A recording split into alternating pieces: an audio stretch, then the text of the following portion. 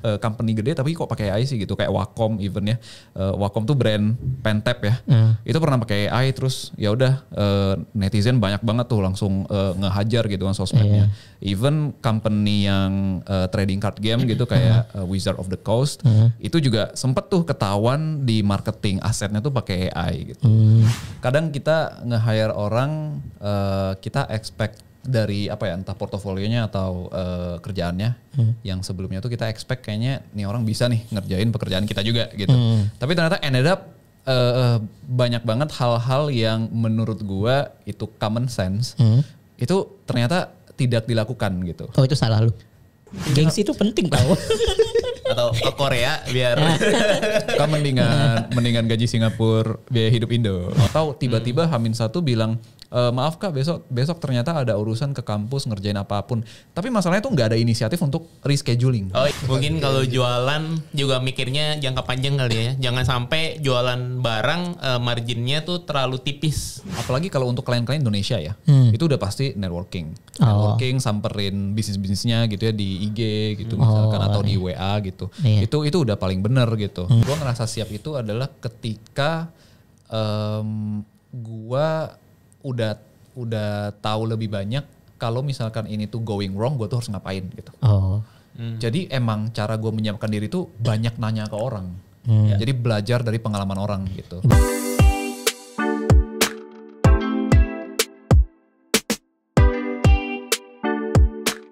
Selamat pagi, siang, sore, dan malam buat teman-teman yang mendengarkan podcast hari ini. Kali ini kita podcastnya gak beda karena ada video juga ya, baru pertama kali ya. Hari ini kita kedatangan tamu, dua orang, nggak tahu sih sebutnya apa ya. Iya apa ya? Iya, dua orang teman. Pria. Dua orang pria unggul. Di sini ada Ko Henry dan juga Bimski. Mungkin sebelum kita mulai kita boleh perkenalan diri dulu ya. Kalau saya udah kenal lah ya. Iya, saya Junar, udah kenal lah ya. Content creator, HR dan juga kerja di startup gitu ya. Dan ya sekilas saja perkenalan dari saya. Mungkin langsung ke Ko Henry dulu, silakan. Oke, ya. Halo semuanya, salam kenal. Nama gue Henry Victor. Ya, kesibukannya bidang sosial media, ada juga bisnis juga, kadobox.id, sama ya ada investasi dan segala macam lah, sama suka aktif di komunitas. Di follow ya teman-teman ya, kadobox.id. Buat teman-teman yang butuh kado silakan langsung kontak Ko Henry. Ya silakan Bimski. Oke, halo semuanya. Nama gue Bima. Gue sekarang kesibukannya gue ngurus agency. Tapi agency gue tuh lebih ke game art gitu sebenarnya, namanya Sonderflex ya, di sonderflex.com. Tapi di samping itu juga gue lagi develop brand juga buat celana cewek sebenarnya. Gitu sih. Jadi dua itu sih sekarang kesibukannya. Gitu Oke, iya. Oke, keren. Ya, akhirnya ya kita podcast lagi untuk Bimski pertama kali ya. Jadi langsung aja dua sekaligus ya. Oke, mungkin boleh ceritain dulu gitu ya. Mungkin detail kesibukannya ngapain aja, kesehariannya ngapain. Kalau misalnya kerja, apa sih yang dikerjain, apa aja yang dikerjain gitu sehari-harinya. Tadi dari Ko Henry, mungkin sekarang dari Bimski dulu, silakan. Oke, sehari-hari ya. Sebenarnya sehari-hari lebih ke, gue tuh selalu nyebut bisnis tuh kayak ada botol nih, harusnya di tengah sini botol. Tiap detik tuh pindah gitu, dan gue harus naruh terus di tengah gitu loh. Jadi kayak selalu ada masalah yang harus gue solve yang di luar technical gitu ya. Jadi biasanya day to day-nya tuh biasanya meeting gitu kan, meeting sama klien, meeting sama karyawan gue, lead gue gitu. Meeting juga waktu itu sama, ini kan gue kan ngerjain brand, jadi ada konten kreator atau konten spesialis juga. Jadi diskusi juga gitu. Kebanyakan sih itu. Tapi hal-hal lainnya itu sekarang posisi gue, kan tugas CEO itu kan beda-beda ya fasenya. Fase. Kalau fase sekarang tuh tugas gue tuh lebih banyak gimana caranya gue grow the company, dan gue tuh marketing dan salesnya gitu. Jadi tugas gue tuh emang nyari klien biasanya. Nyari klien terus nemenin, di company gue kan ada beberapa lead gitu ya. Jadi kalau lead gue ada masalah apapun ya gue harus siap untuk ditanya-tanya gitu. Ada masalah briefnya kurang jelas ya gue harus baca juga briefnya gitu kan. Harus paham briefnya, gue harus kasih tahu ini harus tuh kayak gini loh gitu. Terus juga untuk yang soal brand celana cewek itu juga gue ngurus iklannya sekarang gitu. Jadi untuk social media content sebenarnya udah orang lain yang ngerjain. Tapi kalau untuk iklan gue ngerasa itu gue tuh masih pengen pegang gitu, karena gue masih pengen paham gitu ya dari segala aspeknya gitu sih day to day-nya. Jadi benar-benar ketarik terus sih kalau gue sekarang lagi ngerjainnya agency, terus ada aja yang minta kayak ACC buat konten gitu misalkan, gitu kan lagi ngerjain lagi analisa ads gitu, misalnya tuh bikin ads, ada aja yang dari Sounderflex itu permasalahan gitu, yang harus gue cek juga gitu, gitu sih, kebanyakan kayak gitu. Apa yang dijual tuh apa di agency itu? Oke, jadi agency Sounderflex ini tuh sebenarnya lumayan niche ya industrinya. Itu sebenarnya kalau bahasanya tuh game art ya. Jadi art tapi untuk industri game gitu. Dan ikut di dalam sebuah game kan ada banyak sekali elemen-elemen ya. Kayak ada ilustrasinya, ada graphic desainnya.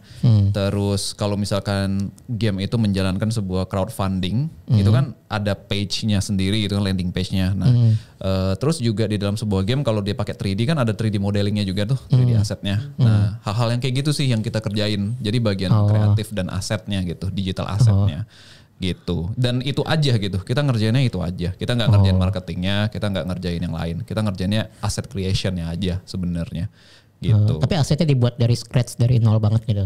Iya, mostly dari nol banget. Nah, walaupun sekarang AI mungkin bisa ngerjain ya.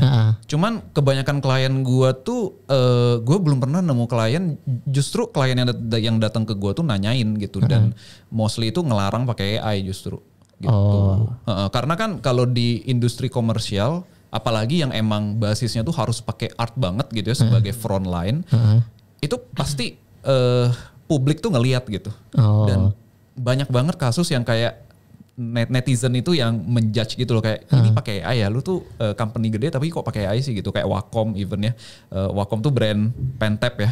Itu pernah pakai AI, terus ya udah netizen banyak banget tuh langsung ngehajar gitu kan sosmednya. Even company yang trading card game gitu kayak Wizard of the Coast, itu juga sempet tuh ketahuan di marketing asetnya tuh pakai AI gitu. Dan itu juga dihujat langsung gitu. Jadi emang mereka tuh menghindari gitu untuk nama baik lah gitu ya, untuk market refusal, biar nggak di-review sama market. Jadi masih bahaya banget kalau semua itu langsung pakai AI gitu. Gitu sih. Ada masalah apa sih orang dengan AI? Heran. Takut ini apa yang era robot-robot itu yang menyerang manusia. Kado box pakai AI nggak? Bisa dicoba. Bisa dicoba. Iya. Tapi emang ngecekin klien. Oh ini AI nih bukan gitu. Pasti niat dari mereka kan ada director ya. Mereka niat karena memang itu kan reputasi soalnya. Directornya AI juga kali. Soalnya berhubungannya sama reputasi ya. Jadi ya sepenting itu gitu untuk tidak boleh ada AI. Tapi nggak masalah juga sih gitu. Nggak masalah juga. Tapi emang lu basicnya itu ya? Apa game itu ya? Aset itu. Iya basicnya dari apa sana. Kuliahnya lu? Gue kuliah di kafe. Tapi di kafe itu nggak belajar yang gue lakukan gitu. Di kafe itu banyak kan grafik ya. Tapi masih ada ya kaitannya dikit lah ya, apa enggak? Dikit banget sih. Maksudnya gue belajar gambar tuh ya sendiri gitu ya. Kayak grafik desain tuh beda banget sebenarnya. Jadi tapi sebelum masuk di kafe udah bisa gambar kan? Udah. Sebelum masuk di kafe udah bisa gambar, tapi kayak pas masuk di kafe tuh gila, semua orang tuh jauh lebih jago dari gue gitu loh. Kayak standarnya beda banget. Cukup banyak sih yang mengalami. Iya. Gitu. Dan dulu juga mungkin kalau teknologi gambar gitu mungkin nggak terlalu mencolok ya, lebih ke manual nggak sih, kayak pakai tangan gitu kan? Iya, kalau awal-awal masuk kuliah kan biasa awal masuk kuliah doang gitu kan. Kalau sekarang serba digital gitu kan, pakai komputer gitu. Iya, sekarang serba digital. Iya. Ya silakan yang mau follow Sounderflex ya. Oh iya boleh. Sounderflex. Kalau mau jadi kliennya juga silahkan. Kalau bisa sih direkomendasikan ya, jangan kayak orang susah lah. Iya. Terus sama ada brand baru lagi ya namanya. Iya, gue lagi ngedevelop brand celana cewek namanya Yonja. Nah, dari Korea itu. Iya dari Korea. Namanya Korea banget. Korea banget namanya. Korea banget. Itu sebenarnya inspired dari nama Korea ya. Dari Yongja gitu. Kalau menurut Google artinya tuh kayak itu tuh nama anak perempuan sebenarnya, kayak jadi nama yang sangat feminin gitu ya. Artinya brave child gitu. Dan gue ilangin G-nya biar lebih gampang aja sih. Gitu. Yongja. Kalau Yongja kan kayak agak kepanjangan ya gitu. Jadi gue pendekin aja satu huruf gitu. Itu baru banget sih. Baru banget. Iya, lihat juga sih video yang pertama ya. Di Instagram. Gila itu keren banget, niat banget. Thank you. Oke, thank you Bimski. Kita lanjut ke Ko Henry. Sekarang mungkin ceritain kesehariannya apa, ada bisnis apa atau kerja apa gitu. Silakan. Oke, jadi sebenarnya kalau kesehariannya kan ini jadi kerja plus bisnis lah ya, plus ada ya proyek-proyek gitulah. Kemudian kalau untuk pekerjaannya kerja sekarang ini di sebuah F&B company, jadi itu dia supplier ya, kayak B2B lah, B2B. Okay. Juga let's say sehari-hari misalnya kayak bikin konten, brainstorming, misalnya ini lagi ada mau launch brand-brand baru ya di company-nya, terus ya syuting sama editing juga. Editing kayak short video belakangan sih kayak let's say ini kalau buat strategi kontennya belakangan tuh buat biar kita tuh beda sama kompetitor, nah kita coba biar si ownernya company-nya muncul, jadi kita kayak kita wawancara lah gitu. Jadi kenapa? Soalnya kalau contohnya founder itu kan biasa tuh kan yang punya ini kan kayak visi misinya, yang punya kayak dia apa sih USP dari ini company, nah itu jadi dia bisa menyampaikannya, kita tinggal kayak pancing, kayak bikin interview, tanya-tanya, ya bikin gimmick lah gitu istilahnya. F&B-nya apa kok? Gak usah sebut merek kali ya. Enggak, maksudnya jual minuman, makanan. Ciri-cirinya. Supply ini kayak book minuman lah. Minuman. Ya. Pakai AI. Enggak pakai AI. Itu ya masih harus diaduk manual gitu. Atau pakai robot gitu kan. Robot. Oh ya, minuman kapsul gitu. Oh iya. Itu baru atau kayaknya sebelumnya beda lagi kan? Sebelumnya yang full time. Sebelumnya beda lagi. Sebelumnya agency ya. Sebelumnya agency ya. Kalau yang ini udah berapa lama? Baru? Dari sekitar Desember 2022 ya. Yang baru ini? Berarti nggak baru-baru amat berarti. Nggak baru-baru banget dong. Iya, 1,5 tahun lah. 1,5 tahun. Oh iya.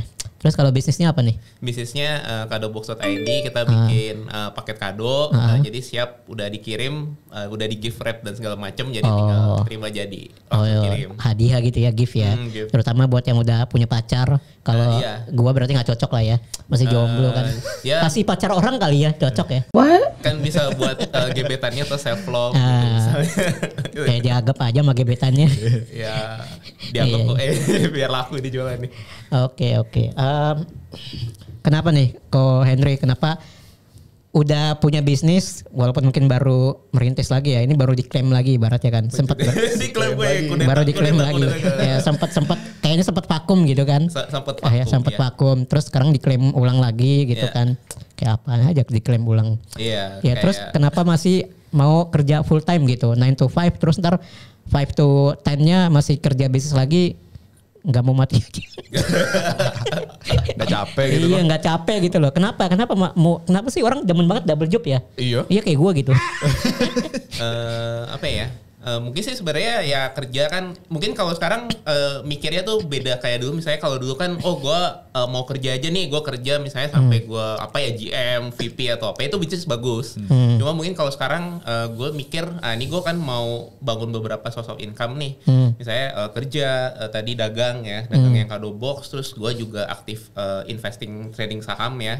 Jadi ya mungkin kan kalau ada proyek lain tuh jadi gue kayak revenue-nya gue ada 1, 2, 3, 4 gitu misalnya. Ya 5 siapa tahu kalau udah suntikan dana ya lebih bagus lagi. Silahkan yang mau disuntik dananya. Mau suntik dana nanti rekeningnya Iya. Oh jadi memang memilih untuk itu ya. Jadi banyak sumber masukan lah ya ibaratnya. Biasanya lu pengen jadi lebih kaya gitu. Iya sih, basically itu. Pasti ya. Ya sekarang udah 2 digit lah, tinggal 3 digit kan berikutnya kan. Iya 3 digit apa nih? 3 digit 100.000 maksudnya. Oh ya kalau yang 100.000 rupiah. Koin itu satu aja 1 digitnya udah gede sih. Iya buat beli kopi 2 kali udah habis. Iya. Benar. Keren banget nih.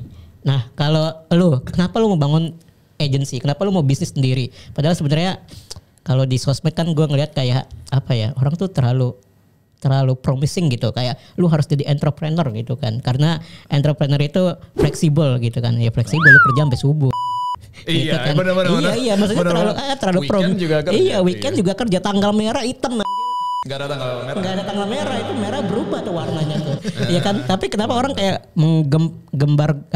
gempor-gempor atau ibaratnya kayak dorong lu terus lah buat jadi entrepreneur. Nah, kenapa lu memilih entrepreneur padahal sebenarnya gue yakin sih lu udah tahu sih realita ada seperti apa sebelum lu jadi entrepreneur kan. Pasti. Kenapa lu memilih itu? Apa karena paksaan lingkungan? Mungkin gue juga bikin agensi sebenarnya enggak disangka sih. gue tuh waktu masih kerja karyawan. Oh tiba-tiba kesandung bikin agensi gitu. Dapat mimpi mungkin. Iya dapat mimpi. Berubah. Gue kayak waktu masih kerja di studio orang itu juga gue pernah ditanya kayak. Oh sempat kerja di studio orang. Pernah sempat di bidang yang sama ya, di bidang yang sama. Berapa lama? Di bidang yang sama. 15 menit. Gila itu kerja atau? Mungkin bisa dibilang 2 tahunan ya di company Indo. Lama juga. Iya 2 tahunan lah, 2-3 tahun di company Indo, di 2 company Indo. Terus gue kerja kayaknya 1 tahun lagi tuh di company Singapura. 2 kali? Iya. Oh. Sebenarnya total 3 company sih. Jadi di company Indonesia ada 2 yang gue dulu masuk gitu. Walaupun company pertama sebenarnya, company pertama terus masuk company kedua ya yang paling lama gitu kan 2 tahun. Terus baru company yang ketiga itu yang Singapura. Lu ke Singapura? Enggak, gue WFH aja. Oh WFH aja. Pilih ke Singapura kayak gimana? Enggak dong. Kalau gengsi itu penting tau. Atau ke Korea biar. Kan mendingan gaji Singapura biaya hidup Indo. Pintar-pintar dia. Gitu. Iya. Nah, terus itu setahun lah gitu kan. Nah sebenarnya waktu gue yang kerja di Singapura itu udah tidak involve banget di pekerjaan day to day yang kayak waktu gue kerja di studio dulu. Kalau yang gue kerja di studio dulu itu gambar, literally gambar gitu ya. Kalau yang di Singapura itu art direct, jadi benar-benar lebih banyak komunikasi aja sama orang gitu. Oh kayak managing gitu lebih ya? Kayak mikir gitu. Oh kan. Mikir ya. Nah berarti yang lain gak mikir. Mikir juga. Cuma lebih banyak porsi mikirnya gitu kan. Nah dan apa ya waktu itu gue tuh waktu kerja sama orang tuh pernah ditanya, lu pengen bikin studio atau enggak? Gue tuh jawab enggak mau gitu. Gue pengen beli studio lo gitu. Kayak bener-bener jadi nggak kepikiran sama sekali gue buat bikin studio gitu. Karena manage banyak orang kan. Tapi waktu gue kerja sama orang itu juga gue tuh udah dikit-dikit ngambil kerjaan freelance tapi bukan gue yang ngerjain gitu loh. Gue oper ke orang lain karena gue juga udah full gitu kan. Orang lain itu tim lu juga apa gimana? Artis lain lah gitu. Waktu itu belum ada Sonderflex. Gitu. Jadi bener-bener kayak ya udah circle aja gitu. Kayak ada kerjaan masuk gue nggak bisa ambil tapi ada teman gue nih bisa ambil gitu. Jadi gue ambil persenan aja gitu kan. Nah, jadi udah ketumpuk nih. Nah, itu kan jadi karya kan akhirnya. Tapi kan nggak bisa gue post dong di akun gue. Karena itu bukan punya gue, bukan gue yang bikin gitu. Terus pas gue pikir-pikir kayak ini gambar banyak, gue nggak bisa post sebagai diri gue. Ya udah gitu, sayang banget kalau gue keep doang jadi debu gitu kan. Jadi ya udah gue bikin studio aja akhirnya. Gitu. Jadi karena itu salah satu ininya lah, salah satu penyebabnya ya. Soalnya penyebabnya kan nggak cuma satu ya, kayak memotivasi gue bikin jadi entrepreneur juga gitu. Nah reason lainnya adalah gue tuh grow up di lingkungan entrepreneur juga. Nah bokap gue tuh sebenarnya kalau dibilang entrepreneur nggak bisa juga sih, maksudnya kayak wirausaha lah gitu ya. Bokap gue nggak pernah punya karyawan gitu. Jadi ya kayak orang-orang Cindo lah gitu kan. Self-employed gitu ya. Self-employed gitu kan. Punya freelancer. Iya punya toko gitu-gitu. Bokap gue tuh dulu fotografer orang nikah-nikahan. Cuman wedding photographer, tapi ini tuh di daerah ya, bukan di kota besar kayak Jakarta gitu ya. Gue dari Sumatera sebenarnya. Gitu kan. Jadi wedding di daerah tuh kayak ya wedding kabupaten lah gitu. Standar lah ya. Di desa-desa gitu nikahannya. Jadi beda banget sama wedding fotografer yang sekarang. Nah, kayak gitu-gitu. Terus setelah itu juga bokap gue kan ada waktu itu zamannya warnet, bikin warnet juga. Terus bokap gue bilang ke gue waktu itu selalu mengencourage gue untuk bikin bisnis nih suatu saat gitu. Jadi kayaknya emang udah mendarah daging aja sih gitu. Kayak at the end of the day gue tuh bakal jadi entrepreneur gitu. Kok gak bikin bisnis fotografi? Iya kan, bokapnya kan dia kan fotografer kan. Gue pikir kan biasa terinspirasi dari orang tua kan. Orang tua bikin A, kita bikin A juga. Ini orang tua bikin A, dia bikin Z. Skillnya beda. Ya skillnya beda. Skillnya kan beda. Tapi bokap maksudnya nggak komen gitu. Kenapa kamu nggak bikin fotografi? Oh enggak sih. Justru kayaknya bokap gue tidak mengencourage itu ya. Karena semua orang kan udah punya HP ya buat foto gitu. Karena waktu gue... Tapi aneh cuy, lu pakai HP buat wedding fotografi. Iya memang, cuma kan poinnya kan banyak orang udah bisa gitu. Kayak susah lah gitu loh. Toh juga waktu itu gue gak hobi-hobi banget sih foto gitu, gak terlalu ini gitu. Sukanya kan gambar waktu itu. Jadi gitu sih, for that reason sih. Jadi ada faktor keterpaksaan juga gitu ya. Kayaknya ini gambar banyak tapi gue gak tahu nih mau kemanain, ya udah bikin agensi aja lah gitu kan. Satu lagi juga ya karena emang dorongan aja. Terus gue juga waktu kerja di studio orang, itu kan kalau lagi gambar tuh kan otak kita tuh udah udah off gitu loh rasanya. Karena otomatis aja gitu kan. Kalau gue kira off capek. enggak, kayak otomatis aja gitu kan. Kan udah muscle memory gitu. Nah itu yang gue dengerinnya soal bisnis dan marketing gitu. Tontonannya Shark Tank gitu loh. Jadi udah gue nontonnya Cocomelon sih. baby shark. Gue Sharknya. Nah jadi emang gue juga kayak dari kayak suara dalam diri gitu ya, kayak anjir lu ngeliatinnya soal bisnis mulu tapi nggak ada bikin bisnis nih gue lihat gitu kan. Jadi ya udah akhirnya dari dalam diri gue kayak ya udahlah jadiin lah gitu. Itu mikirnya lama banget sih BTW. Berapa lama? 48 jam? Kayak lebih dari itu ya. Lebih dari itu. Lama banget maksudnya untuk gue bisa nge-hire orang pertama gitu yang belum pernah nge-hire sama sekali. Itu kayak gue tuh ngitung-ngitung dulu gitu kan. Budget gitu-gitu ya. Iya, soalnya gue kan orangnya kan perhitungan banget ya soal bisnis gitu kan. Kayak pantes tadi on time. Perhitungan. Lebih on time dia nih. Dan perhitungan. Jadi dihitung gitu ya. Dihitung dulu berkali-kali gitu terus nanya ke orang gitu. Pokoknya ya dipikirin banget lah gitu sebelum benar-benar akhirnya kayak berani nge-hire orang gitu. Karena kan orang tua gue juga belum pernah nggak pernah nge-hire orang tua gue waktu punya usaha gitu sampai sekarang gitu ya. Karena dibilangnya nggak susah gitu. Ya kan ngatur orang susah gitu.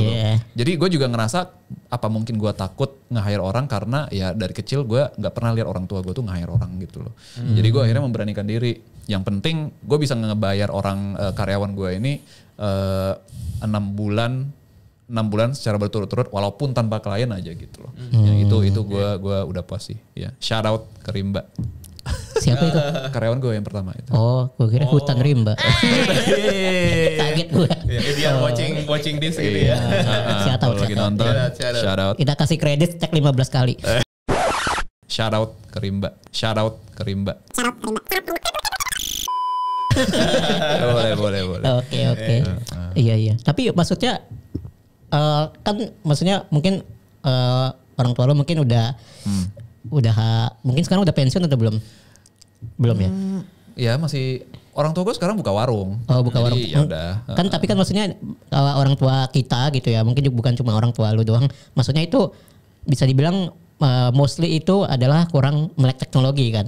Dengan lu bikin agency, mereka ngerti nggak sih? Atau soalnya kadang kalau orang tua nggak ngerti kan kayak bertanya-tanya ya kan. Kayak ini kamu bisnis apaan sih? Emang sosmed kerjanya apa sih? Kerjanya kamu ngepost itu ya. Iya, apaan sih konten kreator? Emang ada duitnya konten kreator gitu. Nah lu ditanya-tanya nggak kayak gitu? Kalau gue ditanya tiap hari.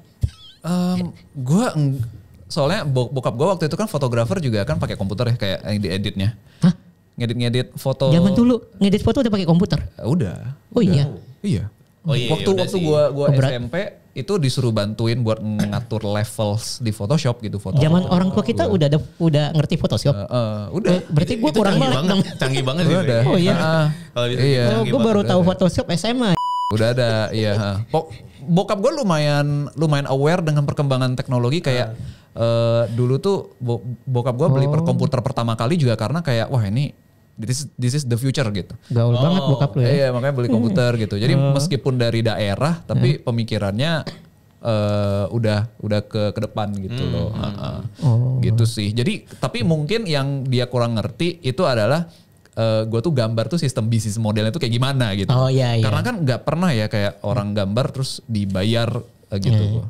Apalagi dari luar negeri lagi gitu kan kirim-kirimnya. Paling bingungnya itu aja. Tapi gue rasa udah paham lah gitu. Paling yang nggak paham nyokap gue aja.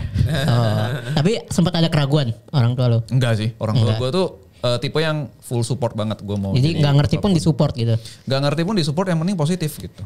Yang penting ada duitnya. Yang penting ada duitnya dan positif aja gitu. Iya. Oke. Gimana kado box? Kenapa kado gitu? Kan nggak semua orang punya pasangan. Kayak gua. Iya sih, itu benar sih. Mungkin kalau kado itu ketemunya tuh nggak sengaja kali ya. Jadi nggak sengaja juga. Kesandung. Kesandung lagi kesandung sama. Ada kado. Sama ditimpuk kado gitu ya. Jadi ceritanya dulu kan sebenarnya dulu pas pernah lah ya sama partner dulu, ya partner bisnis kan. Jadi dulu tuh kita awalnya tuh nggak jualan kado box ini. Dulu tuh awalnya kita sempat jualan kue kering, kita sempat jualan jam tangan. Nah dari yang pas jualan jam tangan itu banyak yang kayak misalnya contoh nih. Kue kering sama jam tangan.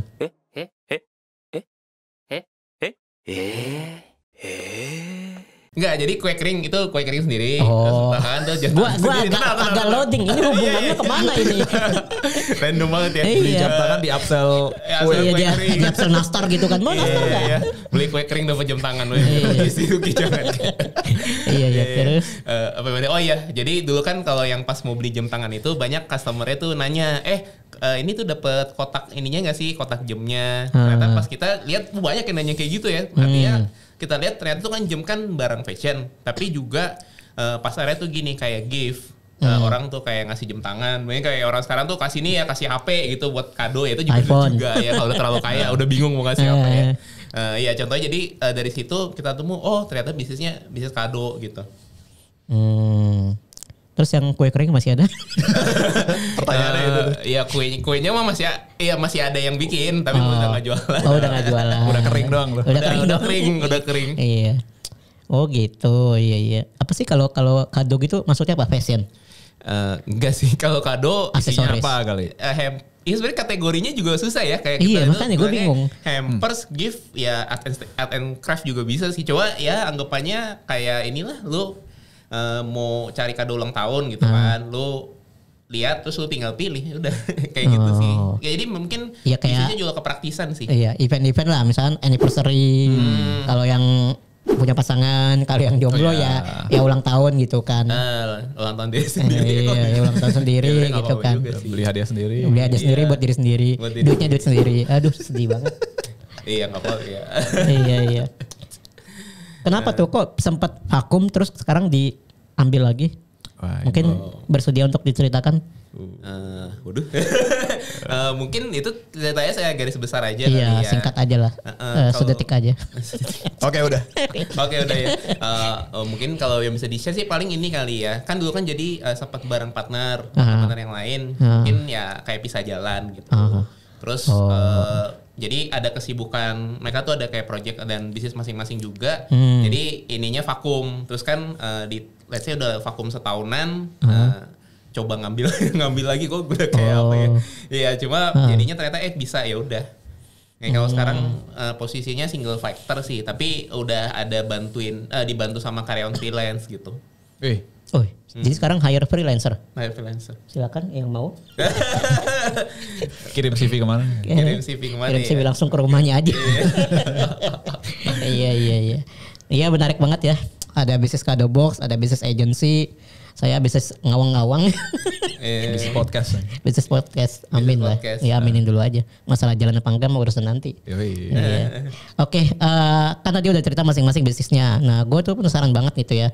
Buat kan terutama Bimski sama Ko Henry udah pasti ada pengalaman lah managing team gitu kan, managing people. Nah, mungkin gue mau tanya dulu nih kalau Bimski sendiri, kalau lu Bim, gimana sih tantangan yang paling sulit menurut lu atau kesulitan yang tersulit lah yang pernah lu alamin dalam managing team ataupun managing people? Wah gila, apa ya?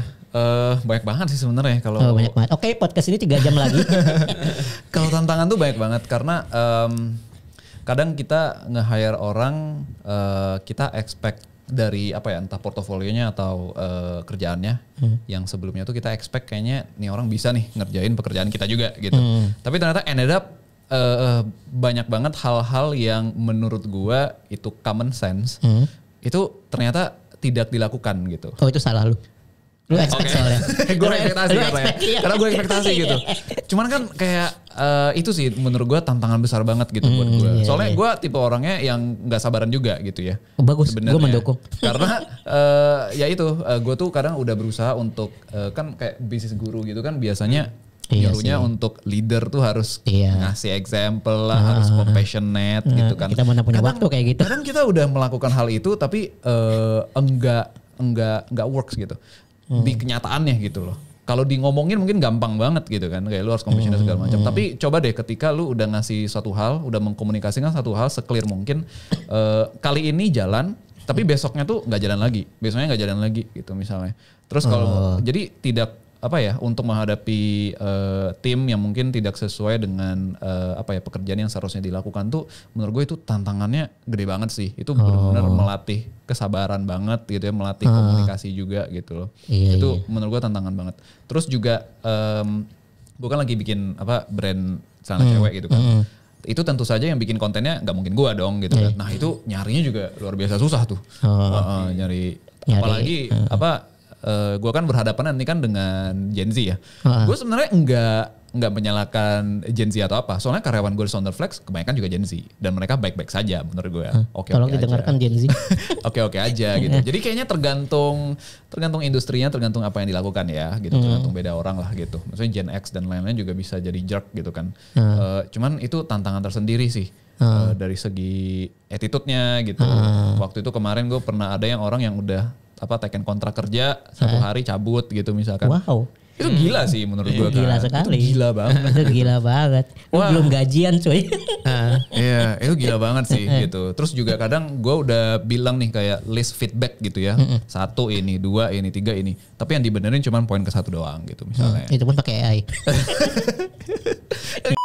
Kayak susah banget gitu. Jadi gue harus ngomong lagi gitu. Dan kadang ketika kita mengulangi lagi apa yang udah kita ngomong itu kan dari gue kan juga berusaha compassionate gitu kan. Kayak aduh dia nanti ngerasa gue terlalu gitu atau gimana gitu. Cuman ya akhirnya lama-lama memang itu harus dihadapin tanpa gue banyak berpikir aja sih akhirnya gitu. Dalam artian gue nggak bisa terlalu banyak kayak sugar coating gitu. Jadi harus apa sih itu sugar coating? Sugar coating tuh kayak ada gulanya. Melakukan kesalahan nih, kita ngasih feedback, tapi kita tuh manis-manisin gitu kata-kata kita. Gitu. Diperhalus kata-katanya. Diperhalus gitu. Being fake gitu. Mungkin ya. Kalau sugar coating sih menurut gue udah di konotasi yang negatif gitu ya. Kayak kita tuh terlalu banyak berpikir untuk bikin kata-katanya tuh bikin lembut banget gitu. Nah itu kan ngabisin waktu. Jadi gue sekarang ya kalau ngasih feedback to the point aja gitu. Baru tahu istilah sugar coating. Sugar coating. Kemana aja gue selama ini. Nggak ngerti gue begitu-begituan. Istilah apa lagi nih. Iya kan. Tapi kadang apa yang menurut kita udah clear nih. Mungkin sebagai leader kadang nggak clear di mereka. Nggak masuk gitu. Iya nggak masuk gitu. Jadi nggak ketemu jalan tengahnya gitu. Bener. Ibarat kita lurus mau ketemu dia malah belok gitu kan. Betul. Dan kadang lu frustrasi gitu kayak ini salah gue di mana ya. Gue perasaan udah ngetik ini tuh bener nih gitu. Iya. Kadang kayak gitu sih. Itu sulit banget. Itu tantangan banget sih. Harus jadi emang bener nggak semua orang tuh bisa hadaut untuk jadi entrepreneur karena kesabaran dan komunikasinya tuh harus terlatih banget gitu. Iya. Harus kadang kita tuh we're not on the same page lah ibaratnya. Iya. Gitu. Kita tuh nggak di satu tujuan yang sama gitu. Iya. Tujuannya tuh beda jauh banget. Makanya kan ya kalau HR kan suka nanya gitu ya. Rencana kamu 1 tahun ke depan, 3 tahun ke depan mau ngapain, itu salah satunya ya biar itu juga gitu. Karena kan ya lu juga interview orang apa gimana? Atau lu punya HR sekarang? Oh belum sih, gue interview orang. Ada lowongan? Jadi semua rekrutmen masih lu yang pegang apa gimana? Atau lu interview aja atau gimana? Gue lebih prefer gue sih untuk sekarang ya. Oh untuk sekarang. Jadi semua dari awal sampai diterima gitu? Untuk gue lebih prefer untuk saat ini gue doang yang ngurusin interviewnya gitu ya, khusus interviewnya. Oh interviewnya aja, bukan dari awal kan? Kalau dari kan company gue kan butuhnya kan gak banyak-banyak amat ya timnya sekarang ya. Jadi ya masih bisa gue lihat-lihatnya sendiri gitu loh. Tapi screening CV siapa? Screening resume CV gitu? Itu kadang ada tim gue, kadang gue juga gitu. Tapi jadi bukan HR? Enggak ada HR. Jadi tergantung posisi aja sih. Jadi orang marketing gitu juga bisa? Enggak juga sih. Habis gak ada HR siapa gitu kan? Iya, kadang ada project manager gue yang bantuin gitu. Tapi mostly gue sih, karena apalagi untuk posisi-posisi yang lead gitu ya.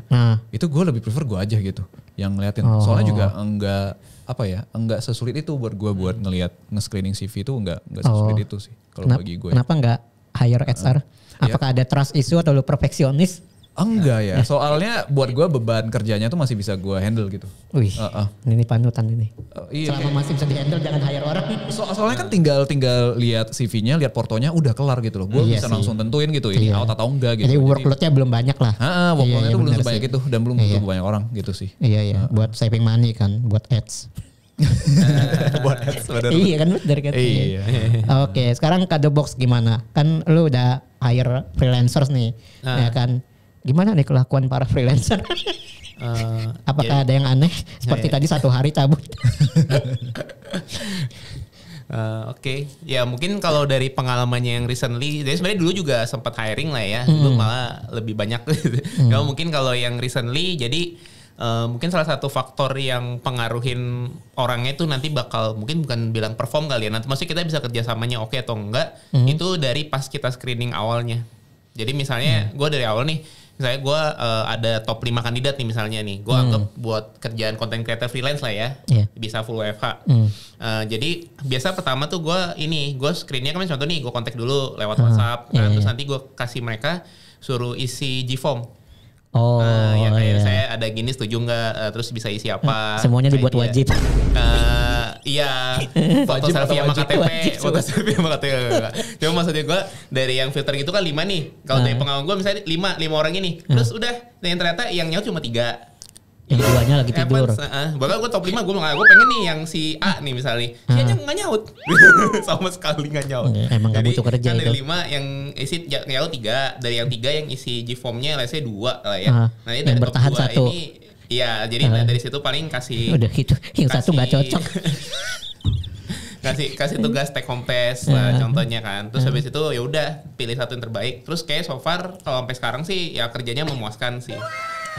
Sama kemarin tuh juga dari awal udah ada ekspektasi kayak salary atau ininya job desk-nya tuh clear. Kayak misalnya lu bikin berapa video sebulan, terus kayak lu tuh bisa full WFH loh. Jadi nanti gue kayak kirimin barang atau sampelnya aja ke lu, terus lu tinggal ini. Jadi emang full remote ya. Kalau lu kan WFO kan? Enggak sih. Oh enggak. WFH semua juga gue. WFH semua. Tapi ada meeting juga ke kantor apa enggak? Enggak ada. Meetingnya dari rumah masing-masing aja. Jadi sebenarnya semua WFH nih. WFH semua gue. Oh, Gen Z sekali kalian. Gen Z sekali. WFH semua. Oh iya. Karena gue juga malas ke kantor sih ya. Iya. Emang ada orang yang masih rajin ke kantor? Banyak kayaknya. Banyak sih. Kalau lu ke Manggarai banyak. Iya sih benar. Kalau kita bertiga kayaknya udah bukan masanya lagi. Iya. Oh, tapi kalau lu misalnya hiring gitu ya. Kebutuhan lu misalnya secara requirement, secara garis besar aja, kira-kira menurut lu kandidat yang berpotensi buat masuk ke Adobox itu seperti apa? Kalau biasa ya pengalamannya kalau yang udah pernah kerja kayak, let's say kita kan basic kan online shop lah ya. Ya kalau udah pernah online shop, waktu kemarin tuh sempat ada kandidat di bagus juga tuh sempat ini juga dia bisa content creator juga, ada live streaming freelance juga. Nah cuma sayangnya saya di ghosting. Lu posting di mana sih? Gue penasaran. Kenapa? Lu posting rekrutmen itu di mana? Sosmed. Biasa kayak di Instagramnya Locker gitu. Bayar berarti ya. Mungkin kalau dari sepengalaman kan misalnya lu kalau job portal yang gede, biasa lu ekspektasi gajinya mereka tuh cenderung lebih tinggi. Oh iya. Iya. Biasa jadi depends on the kerjaan ya, tapi lu kalau nyari freelance sih kalau gue rekomend sih mungkin kayak IG Locker yang kayak gitu. Oh iya. Bisa orang kalau lihat di sosmed emang ekspektasi gajinya lebih gede kan buat bayar kuota soalnya. Bayar kuota. Iya.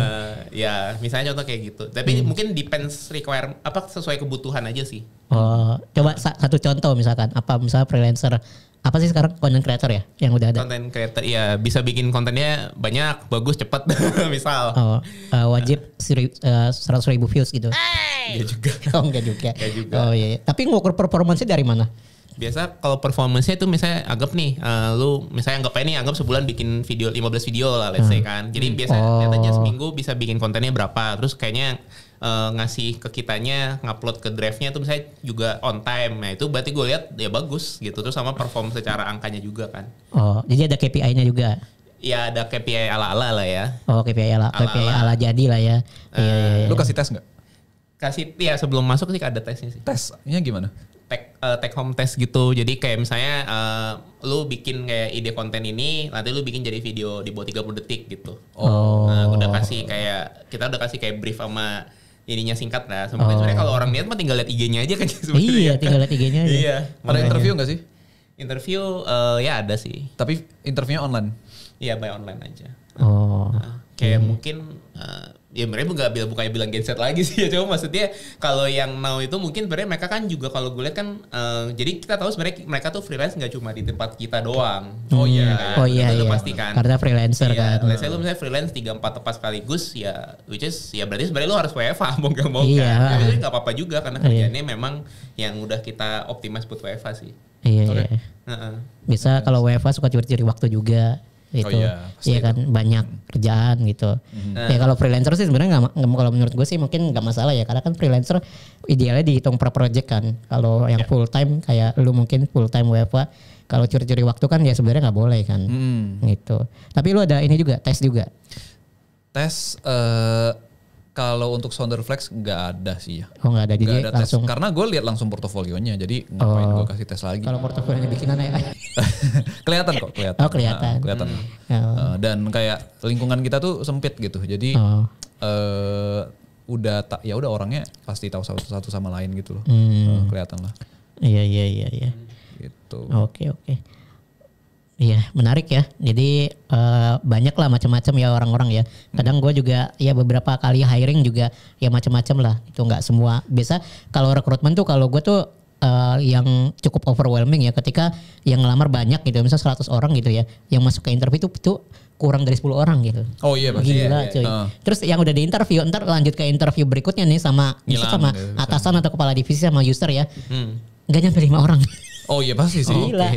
Terus ujung-ujungnya yang jadi possibility buat keterima paling cuma 2 atau 3 orang. Gila gitu. banget. Gila banget. Tapi enak dong, maksudnya kan kayak filter pilihannya kan dikit jadinya. Iya, berarti maksud gue itu gila banget dari 100 orang lebih bahkan. Iya, dari 100 orang mungkin ada yang, soalnya kalau di gue ya, kalau daftar kerja di gue, kalau nggak ada body emailnya, itu udah otomatis langsung Oh putus. iya. Itu udah mungkin dari 100 orang mungkin ya udah langsung cut 20 udah hilang tuh. Sampai yang centang hijaunya dimatiin dia. Oh, itu banyak sih. Itu banyak. Ternyata kita sendiri. Tapi yang gue heran ya, gue kan kemarin kan hiring juga ada tuh. Ada yang daftar gitu ya. Terus pas kita tanya bisa nggak interview gitu. Itu ada yang gue tuh udah nemu tiga orang gitu ya, yang kayak ketika kita minta interview dia tuh bilang maaf kak lagi di luar kota gitu, atau tiba-tiba H-1 bilang maaf kak besok ternyata ada urusan ke kampus ngerjain apapun, tapi masalahnya tuh nggak ada inisiatif untuk rescheduling. Oh iya. Oh iya. Kayak ngapain lu daftar kerja kalau kayak gitu? Iya. Kenapa sih? Coba. Atau yang nonton deh. Jadi yang nonton iya. Kenapa pas diminta interview tiba-tiba out gitu tanpa ada inisiatif buat scheduling? Gue gak paham. Iya. Terus ngabarinnya mepet-mepet di hari H. Iya. Gila kadang H-1 kadang hari H. Bener. Gitu. Jadi aneh aja menurut gue gitu. Kenapa ya gitu. Emang interview lu masih offline? Tergantung sih. Kalau misalkan lokasinya, kalau untuk Sounderflex sih nggak ada yang offline ya interviewnya. Cuman kalau untuk yang content creator itu kalau lokasinya deket banget gitu ya, gue lebih prefer offline untuk interviewnya gitu. Karena kenapa? Karena kan belum nggak kenal sama sekali nih gitu ya. Dan gue juga nggak tahu reputasi elu gitu. Kecuali kalau misalkan ini orang influencer gitu kan, udah ada nama gitu ya udah gitu kan. Tapi kan ini kan gue nggak tahu siapa elu gitu. Jadi mendingan gue lihat wujud asli lu dulu. Setelah itu kan ya udah interview juga cuma sekali. Lu nggak perlu masuk kantor juga gitu kan. Ya, kalau lu emang serius, why not gitu. Lebih ke kayak gitu sih. Iya. Oh iya. Kenapa ya? Nggak tahu gue. Bisa kayak begitu gitu. Tiba-tiba gitu. Maksudnya ya kan yang lamar kerja bukan cuma lu doang gitu kan. Maksudnya banyak gitu. Jangan sampai karena cuma 1 atau 2 orang doang, yang lain yang niat malah tergeserkan gitu kan gara-gara ulah lu gitu. Itu masih serius banget sih. Iya sih. Kasihan gue sih cuma kasihan yang serius sih gitu. Yang serius jadi kayak ibaratnya ketutup lah gitu sama orang yang cuma main-main, cuma sesimpel ngabarin mendadak gitu kan. Padahal kita udah nyediain waktu gitu kan. Padahal kan aturan kalau mereka nggak datang ya ngabarin aja, kita kan bisa makan dulu kayak apa gitu. Bisa podcast dulu.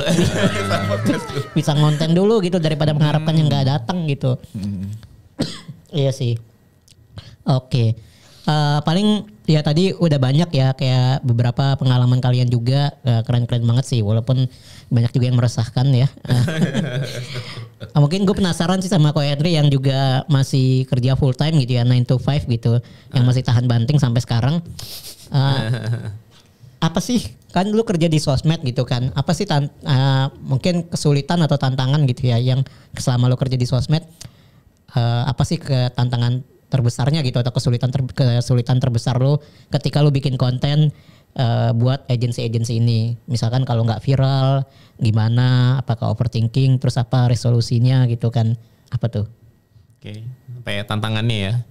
Mungkin gimana caranya biar bisa stand out mungkin dari kompetitor ya. Terus definisi stand out itu maksudnya gimana? Jadi sebenarnya kan ya kalau rata-rata kan ada yang pernah bilang kan. Jadi sebenarnya lu jual barang atau jasa apa, sebenarnya kita udah bukan yang paling unik lagi. Biasa ya nyaris mustahil lah yang kayak misalnya lu yang bener lu doang gini yang punya kan. Jadi which is kalau orangnya di sosmed misalnya kan memberitakan informasi ataupun ya tentang inilah company-nya, ya jatuhnya bakal mirip-mirip satu sama lain kan. Mungkin perbedaannya mungkin kalau yang kayak di tempat kita tuh belakang kita notice, oh dibanding gue misalnya bikinnya mirip kayak yang lain, kita coba aja kalau yang lain tuh ownernya nggak mau turun, nggak mau in frame kamera, ya udah kita misalnya ownernya pakai AI, nggak pakai AI, nggak pakai AI, atau ternyata ownernya tuh AI ya, enggak. Itu ngeri banget sih.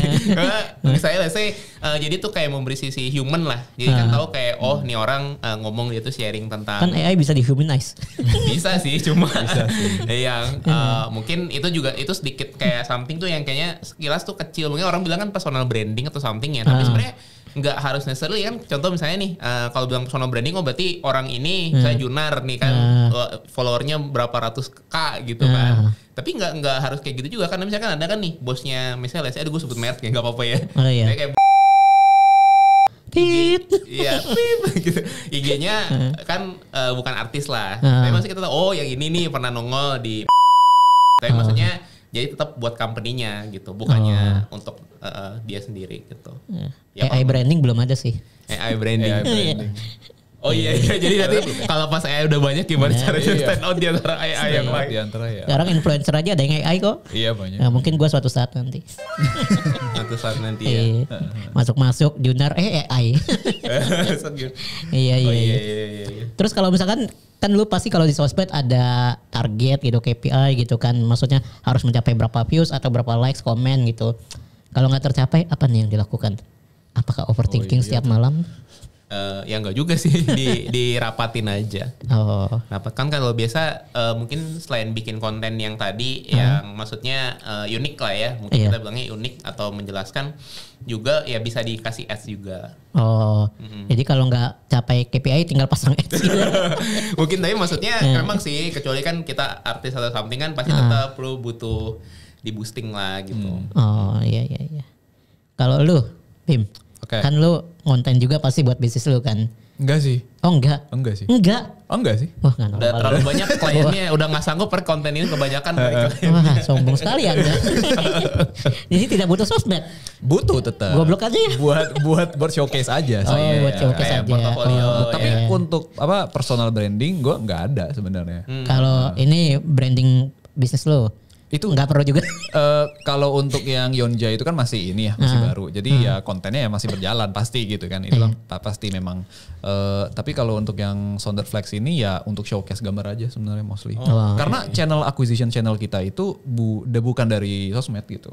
Acquisitionnya ya dari networking, dari email gitu loh. Jadi ya untuk sosmed itu gue belum prioritasin sih gitu loh. Gitu. Karena kan semua yang kan kita kan hitungannya ya masih UMKM gitu kan, masih belum 4,8 M setahun gitu. Hitungannya masih UMKM. 4799 gitu. Nanti bikin company satu lagi 4799 lagi. Ya kan. Jadi gue pengen ngomong apa tadi ya? Belum segede itu, jadi fokusnya ya masih apa ya, kayak nyari klien dari yang paling berhasil dulu aja gitu. Dari cara yang paling berhasil dulu aja gitu loh. Gitu. Kalau memang jualan baju gitu kan, itu kan udah pasti pakai sosmed gitu. Ya udah, jalannya pakai sosmed gitu. Itu aja sih. Cuman kalau Sounderflex sih ya udah sosmed buat showcase aja dong. Kayak portofolio gitu lah ya. Iya, kayak portofolio aja. Gue pernah sih beberapa kayak bikin konten-kontenan gitu ya, konten yang gimana. Cuman ya gue nggak prioritas itu lagi sih gitu. Karena nggak terlalu ngefeknya ya udah dari email, dari networking gitu kan. Iya. Terus gimana nih? Mungkin kalau bisa di-share gitu tipsnya Sounderflex, gimana cara bisa dapat klien gitu dari nol banget, misalkan buat teman-teman yang pengen bangun agency juga tapi nggak tahu gimana cara dapat klien, apakah harus punya banyak orang dalam atau gimana gitu. Kalau service jasa sih, bisnis jasa sih menurut gue networking sih. Itu udah inilah. Cuman kalau apalagi kalau untuk klien-klien Indonesia ya, itu udah pasti networking. Networking, samperin bisnis-bisnisnya gitu ya di IG gitu misalkan atau di WA gitu. Itu udah paling bener gitu. Kalau misalkan bisnisnya kliennya luar negeri semua juga. Keluar negeri. ke luar negeri. Bener kan ada acara-acara kan biasanya kan. Oh iya. Industri niche-nya apa gitu ya. Kan pasti ada acara di luar negeri gitu kan mungkin. Nah itu kan bisa ikut. Nah, jadi lu terbang gitu. Nah itu dia. Cuman ya lebih mahal aja gitu. Kalau gaming. Kalau misalkan nggak mau yang versi murahnya ya lu bikin portofolio pasti harus bagus. Portofolio harus bagus dulu lah. Itu pastilah. Portofolio harus selevel dengan apa yang lu pengen gitu. Dengan level klien yang lu pengenin. Sesuai niche juga. Sesuai niche gitu. Nah setelah portofolio udah beres gitu ya urusan portofolio baru deh lu bisa cobain samperin klien atau mungkin biasanya sih kalau freelancer gitu ya itu klien yang datang sendiri sih ya kalau gambar lu udah bagus.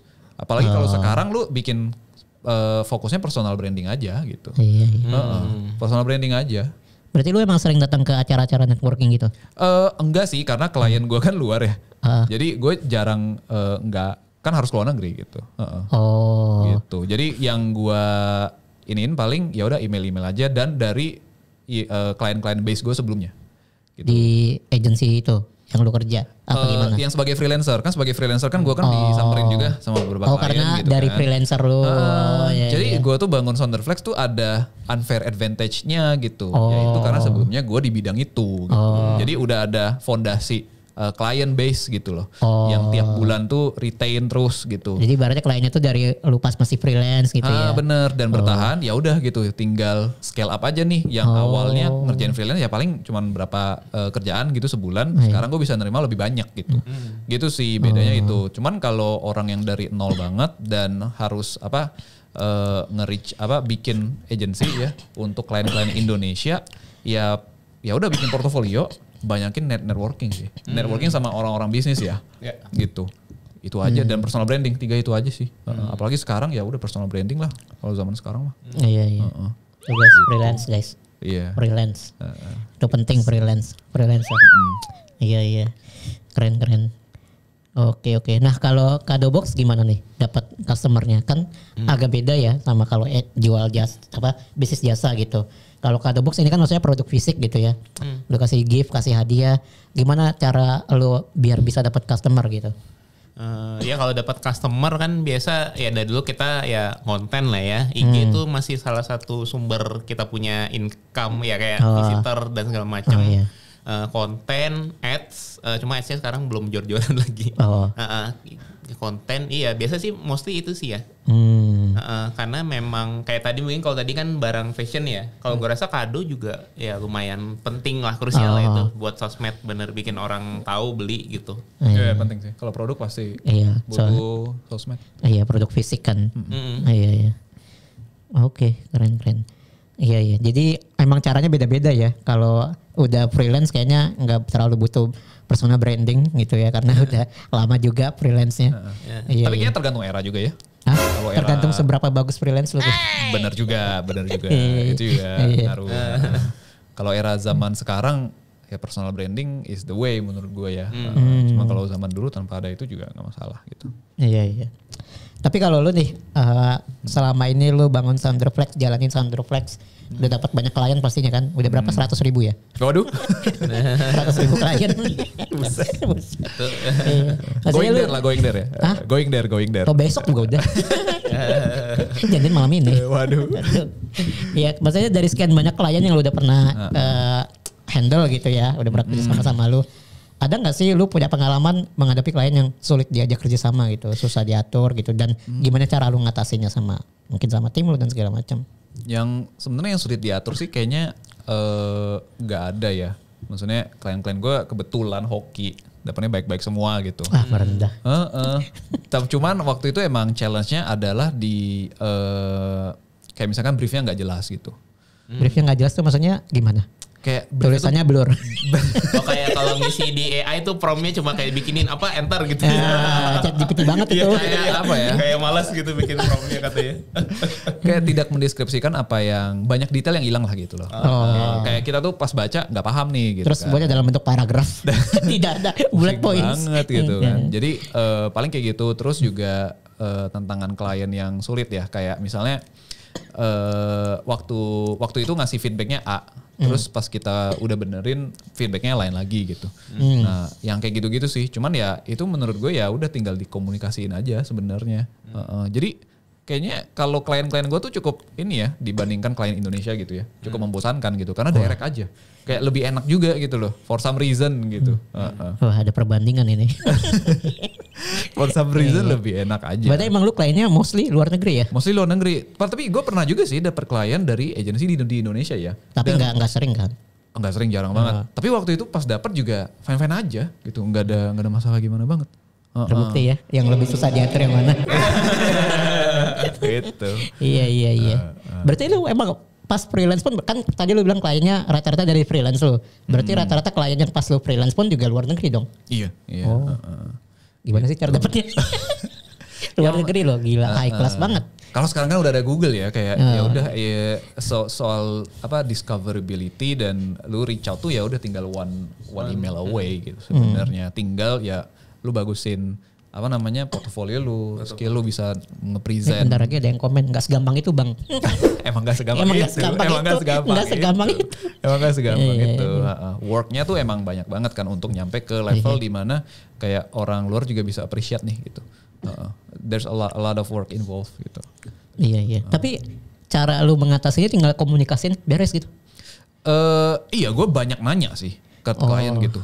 Yang gue pelajarin adalah ya kan kadang orang tuh mau nanya tuh malu gitu sama klien atau kayak takut kebanyakan nanya, takut bingung. Lu kan kerja ya mas malu ya. Nah itu dia, kalau buat gue justru kalau lu nggak paham ya lu tanyain aja sampai mampus gitu. Iya. Sampai lu paham gitu. Apalagi kan ini sebenarnya sistemnya sebenarnya sistem kerjasama juga kan. Betul. Iya, maksudnya lu mau malu sampai kapan gitu. Gitu iya. Kalau bisa ya udah meeting aja sekalian gitu. Iya. Pokoknya biar menghindari salah paham gitu kan. Ya yang penting jangan bertanya hal-hal yang tidak berbobot.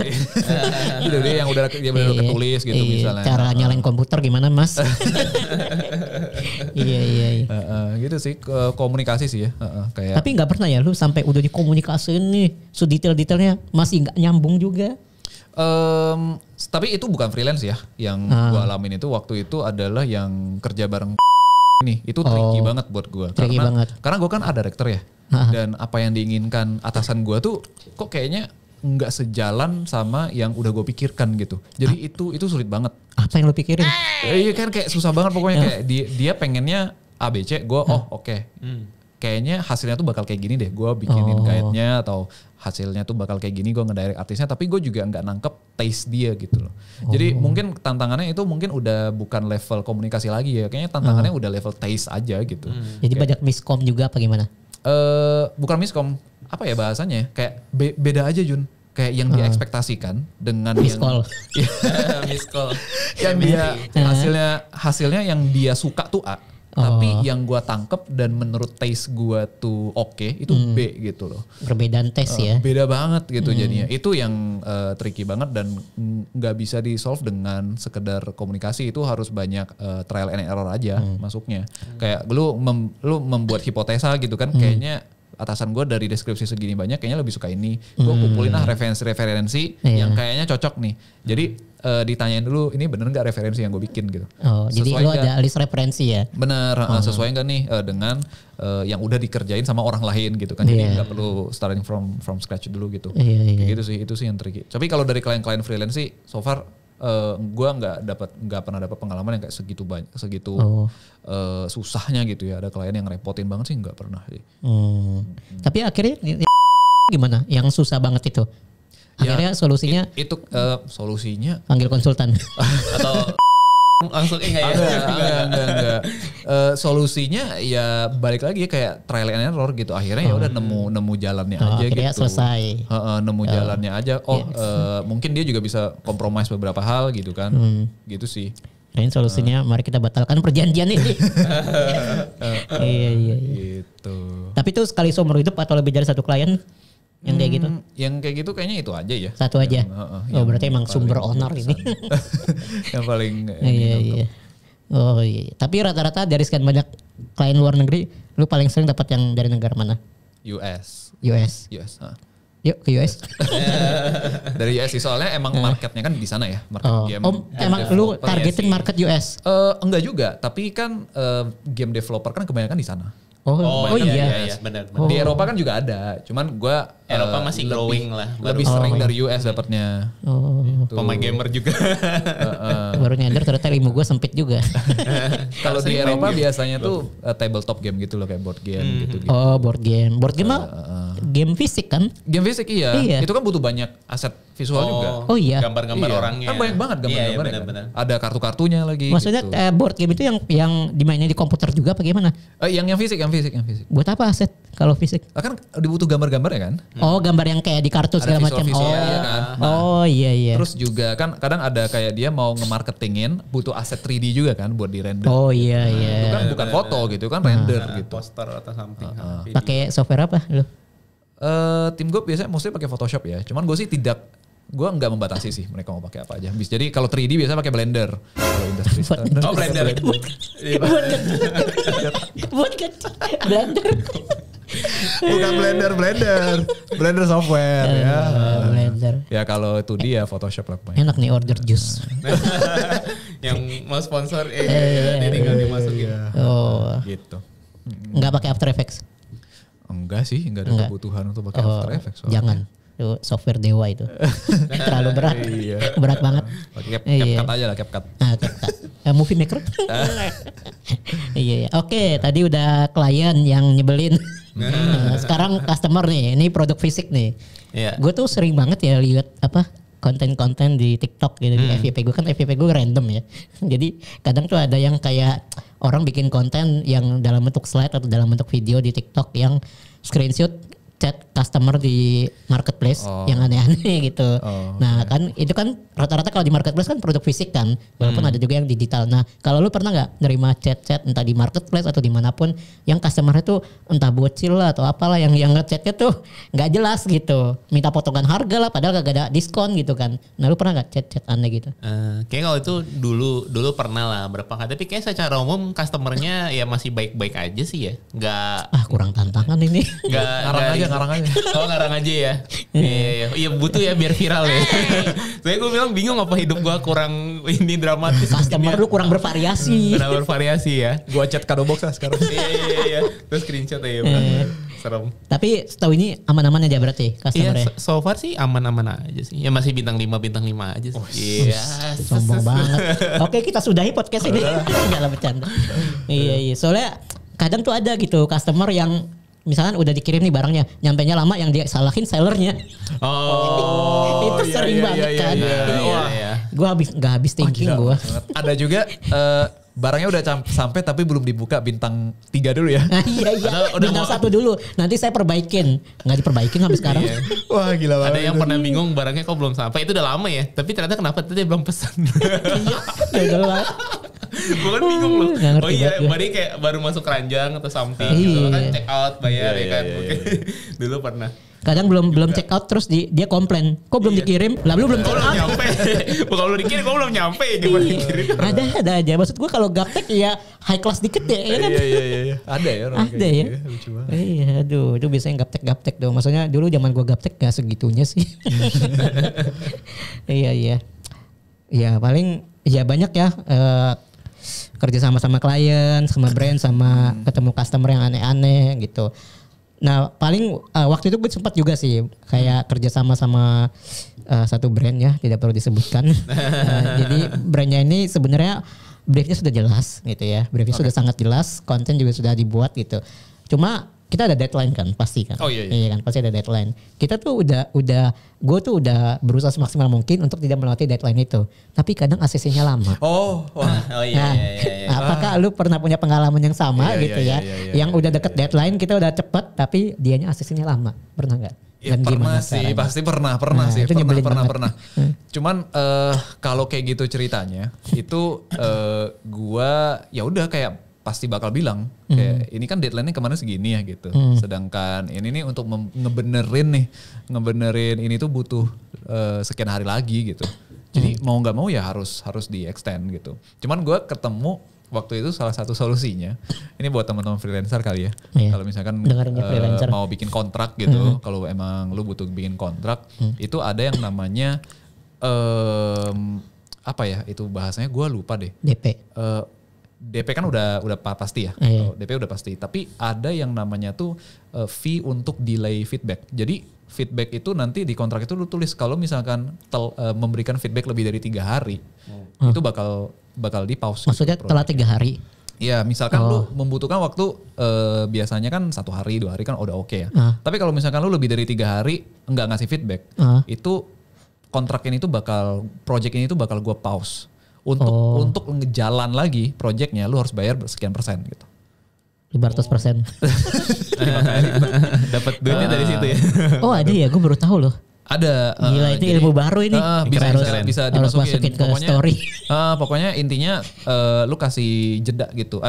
Kasih inilah kuota gitu loh. Kayak lu harus nerima feedback itu berapa lama. Kalau lebih dari itu projectnya lu pause dan untuk ngejalanin project itu lagi lu harus bayar sekian. Terus tiap hari naik gitu persen. Langsung ada fix aja ya. Langsung ada fix aja. Gitu. Fee delay ya. Iya, delay fee apa ya? Lupa juga. Iya kan Inggris suka dibolak-balik ya. Delay fee ya. Masukin ke record gua. Gitu. Oh iya. Jadi itu untuk menghindari hal seperti itu. Oh iya. Tapi ada yang pernah kayak gitu? Enggak sih, so far enggak pernah ya. Oh enggak, tapi emang lu udah nyiapin berarti ya? Udah nyiapin kalau gue nulis kontrak ya. Dapat dari mana ilmu itu? Dari IG aja. Ada yang lewat gitu kan, ada yang lewat. Karena perasaan gue tiap hari scroll IG gak ada. Kan banyak yang ngalamin kayak gitu sebenarnya gitu kan. Nah tapi so far sih nggak ada karena solvingnya ya kadang emang klien lagi emang butuh agak lama aja gitu kan. Jadi mereka tuh masih oke gitu untuk extend the deadline gitu loh. Cuman kalau lu ngasih fee yang tadi, delay fee itu berarti emang klien tuh bakal ngeliat lu, wah ini orang serius gitu. Terus dia bakal ngelihat lu tuh banyak klien gitu, banyak kerjaan gitu loh. Jadi dia bakal lebih memprioritasin lu pasti. Gitu sih. Itu penting sih. Klien tuh harus tahu kita diperebutkan oleh banyak masyarakat. Betul. Benar. Iya, tapi kayak sistem-sistem kayak gitu, kebijakan kayak gitu juga nunjukin kalau kita profesional gitu kan dalam bekerja gitu. Benar. Terutama DP gitu ya. Betul. Itu DP sih harus. Iya, DP. Gua tuh ada klien yang belum bayar sampai sekarang udah setahun. Sampai sekarang. Tapi tahu nggak kayak gitu tuh dinormalisasi tahu? Dinormalisasi ya? Iya. Wah gila kerja sih. sama makanya siapapun.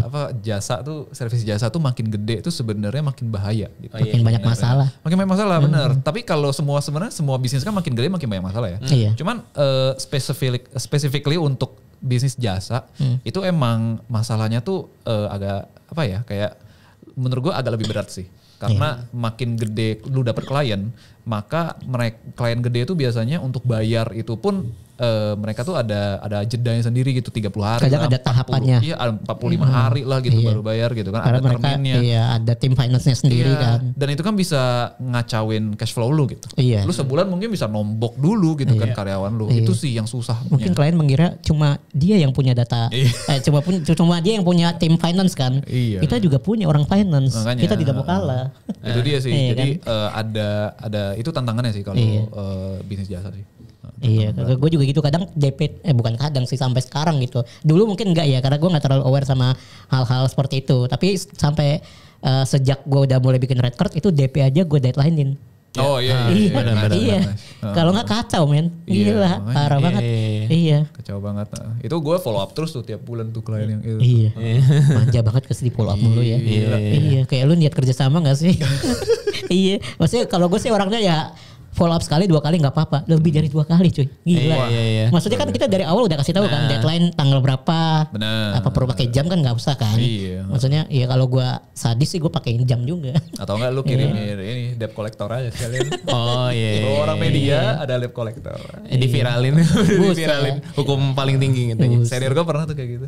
Oh iya. Iya. Salah satu agensi di Indonesia. Gila. Oke. Nah tadi kalau klien gitu, kalau mungkin kalau produk fisik kayak Kadobox agak beda ya. Tapi mungkin gue penasaran kayak klien-klien yang mungkin customer kali ya. Customer kita bilangnya. Customer kayak misalkan yang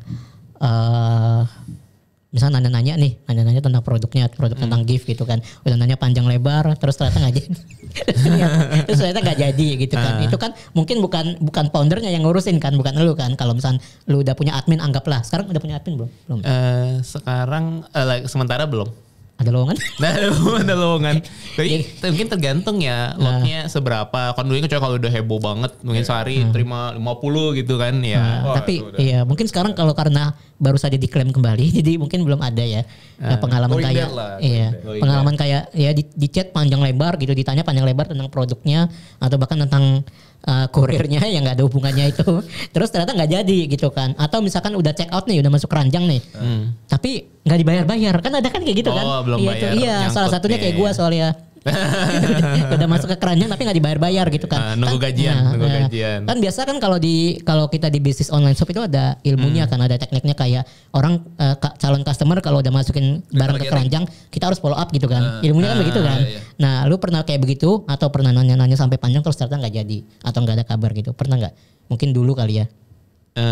Iya pernah juga sih. Mungkin kalau yang kayak gitu kadang bilang ya itu contoh tadi bisa DP dulu. Itu juga sebenarnya salah satu teknik bener. Jadi orang kayak mikirnya gue DP misalnya 50.000, 100.000 amanin harga. Takutnya kan nanti naik udah properti tiap Senin naik ya. Cuma maksudnya itu salah satu teknik. Misalkan hari Jumat naik harga hari Senin, Sabtu Minggu libur. Iya. Kayak gitu-gitu. Tapi sebenarnya kalau buat penjelasan panjang lebar banget sih kalau menurut gue makin sekarang malah justru enggak ya. Sama kan kalau kayak lu misalnya nanya-nanya di WA, kita tinggal kirimin katalog aja tuh dari WA. Biasanya kan ada nih misalnya udah ada fotonya, udah ada deskripsinya bisa segini nih panjangnya kan. Jadi itu gak bakal dibaca sih. Iya, tinggal lihat katalog gitu sih. Mungkin mereka kalau yang kayak nyambung yang kayak tadi tuh yang urusan bayar-bayar sebenarnya kalau dari yang kita bisnis atau kerja juga kan pasti pakai KOL kan. Jadi misalnya kadang nih udah bayar terus nanti dia lama nggak upload terus. Nah itu ya caranya bisa kayak bayar setengah dulu nih depan. Nanti setengahnya kalau video udah beres siap di post misalnya. Itu kalau order lewat mana? Kok ada DP? Misalnya kalau kita kan sama kan ada pakai KOL gitu. Kayak sama-sama influencer lah. Enggak, tapi kalau misalkan beli produk kado boxnya nggak ada DP dong? Atau ada? Lunas langsung kan. Lunas baru kirim. Sama kan. Berarti itu di marketplace berarti ya? Iya, atau marketplace WA atau lu ada order lewat WA juga? Iya, order lewat WA juga. Lebih ramai mana, marketplace atau WA? Ya tergantung sih ya. Ya lumayan lah, nggak bisa bilang satu mana paling ini sih.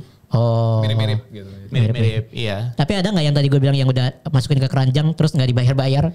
Follow up-nya gimana atau nggak usah di follow up? Keranjang yang marketplace ya? Iya, kan soalnya ada ilmunya juga kan buat follow up kan. Paling chat broadcast lah ya. Kalau di marketplace tuh chat broadcast. Kalau website bisa follow up manual, cuma lagi belum pakai dulu. Terus apalagi ya? Kalau dulu malah pernah ada kasusnya ada orang udah bayar tapi nggak kasih alamat ya. Itu lebih aneh lagi. Ya bagus sih. Itu rezeki sih. Enak. Bingung gua gimana. Waduh, itu kayaknya cuma mau ngetes fitur doang. Ngetes fitur ya. Ngetes transfernya bisa nggak ya gitu ya? Iya. Wah, itu entah rezeki atau aneh juga sih. Itu rezeki ya? Iya, itu sih rezeki sih. Gila. Iya. Terus kalau misalkan mungkin buat kado box buat Sounderflex juga gitu ya. Ada rencana apa enggak ke depannya gitu? Misalnya gebrakan baru atau mau expand tim kayak gitu. Mungkin ada rencana, mungkin BIMSKI dulu kali ya. Apa rencana 5-10 tahun ke depan? Buset. Enggak lah. Pokoknya rencana ke depan lah gitu kan dari Sounderflex-nya as a company, lu as the founder-nya punya gebrakan baru apa, misalkan expand team atau apapun itu. Kalau Sounderflex tuh sekarang yang gue fokusin itu lebih ke memperbaiki dan mengimprove timnya. Kalau gue sekarang fokusnya bulan ini tuh lagi restrukturisasi itulah gitu. Jadi kita pengen di dalam company kita tuh juga ada kayak semacam kurikulum internal juga gitu loh sebagai company gitu. Karena kan kita kan skill based banget ya, skill based banget. Jadi menurut gue itu penting. Terus kedepannya ya pastinya kita pengennya ngelebarin secara horizontal sih ya. Jadi ada skill-skill lain kan sekarang kan benar-benar visual. Lebih banyak kan visual 2D ya, illustration gitu. Nah kita tuh udah mulai ngambil nih yang kayak grafik gitu ya, atau landing page gitu. Terus kita pengen banyakin yang di 3D juga sebenarnya. Kita udah ngerjain sih beberapa gitu, cuma memang belum fokusnya di sana. Kita pengennya ya udah jadi holistik gitu loh, servisnya nggak cuman satu servis aja gitu. Pengennya sih gitu. Terus kalau untuk dari segi jumlah klien ya pengennya lebih banyak klien yang lebih bagus gitu ya, yang kualitasnya lebih heboh juga gitu ya. Yang bisa diajak kerjasama ya. Bener, jadi lebih ke memperbanyak klien sih, karena tugas gue ya itu gitu, gimana caranya biar company-nya tuh berkembang secara revenue juga makin gede gitu kan. Tapi kalau di business agency itu memang sebelum kita dapat klien gede, timnya tuh harus siap dulu masalahnya. Gitu. Kalau enggak kita bisa, kan ada istilah growing too fast gitu ya. Itu kalau di bisnis jasa menurut gue itu problemnya tuh real banget. Karena kita kan bisnis jasa itu di mana-mana problemnya adalah scalability dan SDM-nya. Jadi kalau misalkan kita dapat kliennya kebanyakan tapi SDM-nya nggak siap, udah gitu, hancur, kan? Hancur banget. Nah jadi makanya step pertama yang kita benerin dulu nih dari internalnya. Setelah itu ya udah pelan-pelan kita juga reach out ke banyak klien baru, kita develop relationship ke banyak klien yang baru-baru sehingga nanti suatu saat kita at least sudah nanam benih gitu loh. Jadi untuk kerjasama tuh lebih gampang gitu ke depannya untuk memperbesar gitu. Sounderflex tuh belum nyampe 2 tahun sebenarnya. Kalau dari titik ini 5 menit lagi 2 tahun. 3-2. Kalau dihitungnya dari gue hire karyawan pertama itu belum nyampe 2 tahun gitu. Baru Kapan 1,5. Tahun berapa? Kayak ini kapan ya? Ini 2024. Lupa 2022 atau 2022 ya. 2023 deh, 2023 harusnya. Benar 2023 awal. Nah, tapi kita tuh at this point juga udah ngerjain lumayan banyak klien gitu dan banyak banget kerjaan yang kita kerjain. Terus kita juga udah di reach out sama klien-klien yang jauh lebih gede gitu ya, yang dulu gua mainin gamenya gitu. Jadi apa ya, gua ngerasa wah ini udah mulai dilirik nih gitu kan sama klien-klien gede. Jadi buat gue urgensinya tuh lebih ada untuk memperbaiki internal tim nih gitu, untuk mempersiapkan gitu sih kalau untuk Sounderflex ya. Kalau untuk yang Yonja ya gue masih apa ya, kita pengennya, gue pengen cobainnya tuh justru di TikTok gitu. Gue pengen memahami TikTok gitu, memahami konten-konten TikTok, gimana caranya biar viral kayak gitu-gitu sih. Nanti dibantu lah sama ini nih. Enggak Kadobox nih lebih ahli nih. Butuh tim live stream? Nah itu sih butuh banget gitu. Jadi kalau nggak mencapai target tinggal di-cut. Benar, cari yang lain. Gitu sih kalau dari gue gitu ya. Cuman ya we'll see gitu. We'll see gimana nanti. Tapi maksudnya dari lu sendiri sebagai founder atau sebagai leader perusahaan ini, agensi ini gitu ya. Lu ada maksudnya kriteria yang lebih konkret nggak gitu, yang lebih jelas ketika lu menilai oh ini too fast nih growingnya gitu, timnya belum siap, atau misalkan kita justru nggak maju-maju nih gitu. Maksudnya kriteria yang lebih jelasnya gimana, kayak misalnya lu bikin KPI kah, OKR atau SOP dan segala macam yang lebih jelas, yang tim lu kalau baca atau dijelasin tuh ngerti gitu, kebayang langsung gitu. Kebayang bahwa belum siap gitu ya? Belum siap ataupun nggak maju, ya sama aja sih ya. Ya itulah pokoknya. Mungkin dari pertama mungkin yang bisa terukur dulu itu dari kecepatan sih. Kecepatan datang ke kantor. Kecepatan pulang ke kantor tuh ya. Dari kecepatan mengerjakan atau menyelesaikan satu gambar atau satu project gitu. Nah, itu juga kecepatan ini kan bergantung ya. Karena ada juga orang yang ngerjain sesuatu mungkin cepat tapi masih banyak salahnya nih gitu. Oke. Nah, itu bisa terukur dari sana gitu. Dari gue karena gue dulunya backgroundnya itu, gue juga bisa ngeliat nih ini kayaknya belum siap kalau dikasih kerjaan yang lebih berat gitu loh. Jadi dari situ sih liatnya gitu. Terus juga dari klien kan juga ada standar benchmark worknya sendiri kan, seperti apa gitu. Nah itu kan juga bisa gue bandingin nih dengan kemampuan karyawan yang gue punya sekarang nih. Ini mereka udah bisa belum ya kalau dikasih kerjaan kayak gini dalam waktu sekian hari, sekian minggu udah kelar gitu loh. Jadi lihatnya tuh dari situ. Tanpa AI. Nah tanpa AI gitu kan. Kan sulit juga ya kalau misalkan dikasih kerjaannya banyak tapi pengerjaannya terlalu lama, kan belum tentu klien juga mau gitu. Gitu sih mengukurnya. Jadi dari pengukuran kuantitatifnya itu ya dari seberapa cepat gitu ya. Seberapa sering di feedback, seberapa sering art director itu harus ngebenerin seseorang. Terus juga kalau secara kualitatifnya ya dibandingkan aja gitu, dari yang klien pengen sama yang kita masih bisa kerjain itu capable itu seberapa gitu. Gitu. Iya. Itu tadi kan maksudnya buat bisnis lu atau buat tim lu lah secara overall. Kalau buat diri lu sendiri gimana cara taunya? Gimana maksudnya? Buat diri gue sendiri gimana? Lu merasa lu udah siap untuk bisnis yang lebih besar atau enggak gitu? Lu udah siap untuk menghandle bisnis yang lebih grow, yang lebih expand gitu? Lu cara menilai diri lu, apakah gue udah siap belum ya buat manage bisnis yang lebih besar ketika bisnis gue semakin grow gitu. Gue udah siap apa belum gitu. Manage tim yang lebih besar, bisnis yang lebih besar gitu. Gimana cara penilaian lu? Kayaknya kalau untuk diri gue sendiri, gue ngerasa siap itu adalah ketika gue udah tahu lebih banyak kalau misalkan ini tuh going wrong, gue tuh harus ngapain gitu. Jadi emang cara gue menyiapkan diri tuh banyak nanya ke orang. Jadi belajar dari pengalaman orang gitu. Ibaratnya buat backup solusi lah ya. Karena kan kadang kan kita nggak tahu apa yang kita nggak tahu even.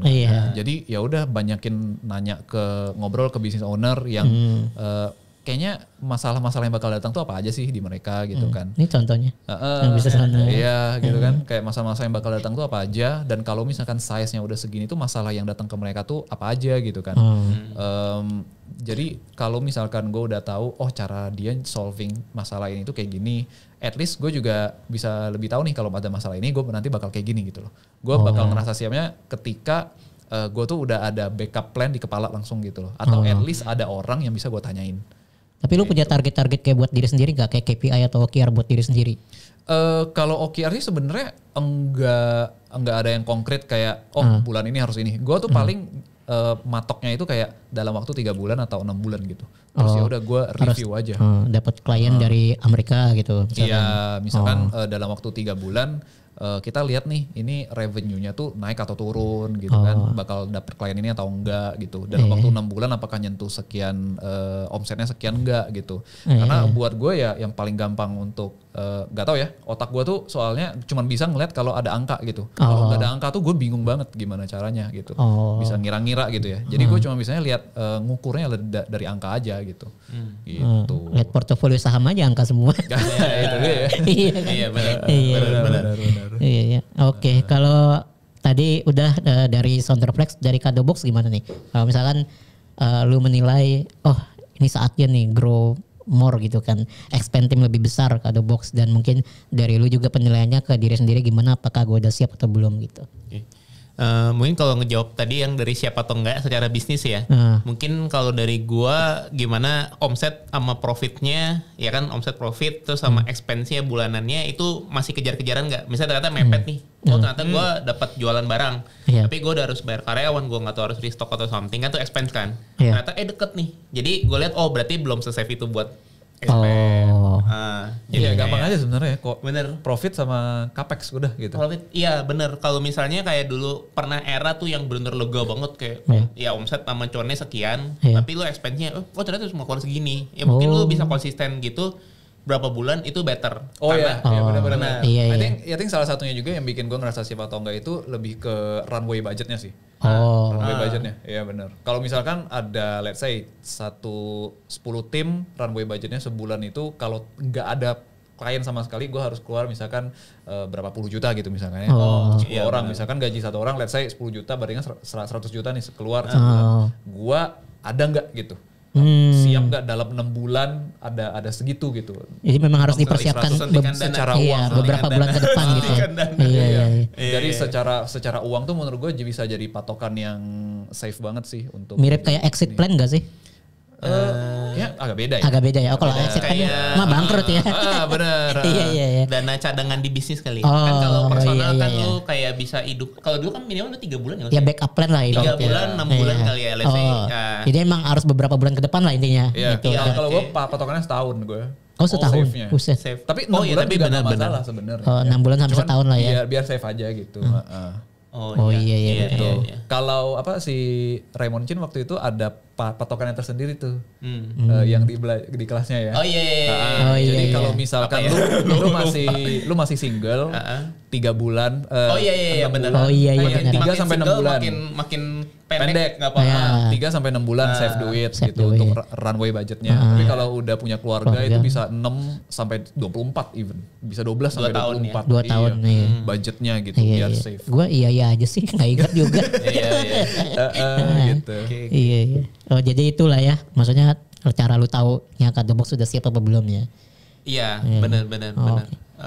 Apalagi ya? Paling nambahin dikit doang kan. Jadi sebenarnya kayak sistemnya ini bukannya berarti pasti bisa dikuantify semua ya dari karyawan. Tapi misalnya kan anggap nih lu karyawan konten atau karyawan masak ya misalnya ads lah misalnya. Ads. Jadi gue kayak kita ada estimasinya. Kalau dulu tuh kayak nih orang ngasilin omset berapa sih? Kayak wajar dong misalnya nih gue keluar salary atau kayak fee-nya berapa buat lu tiap bulan. Tapi gue kayak ada estimasinya loh. Oh ternyata tuh yang ngechat dari WA, gue transaksi WA-nya admin misalnya.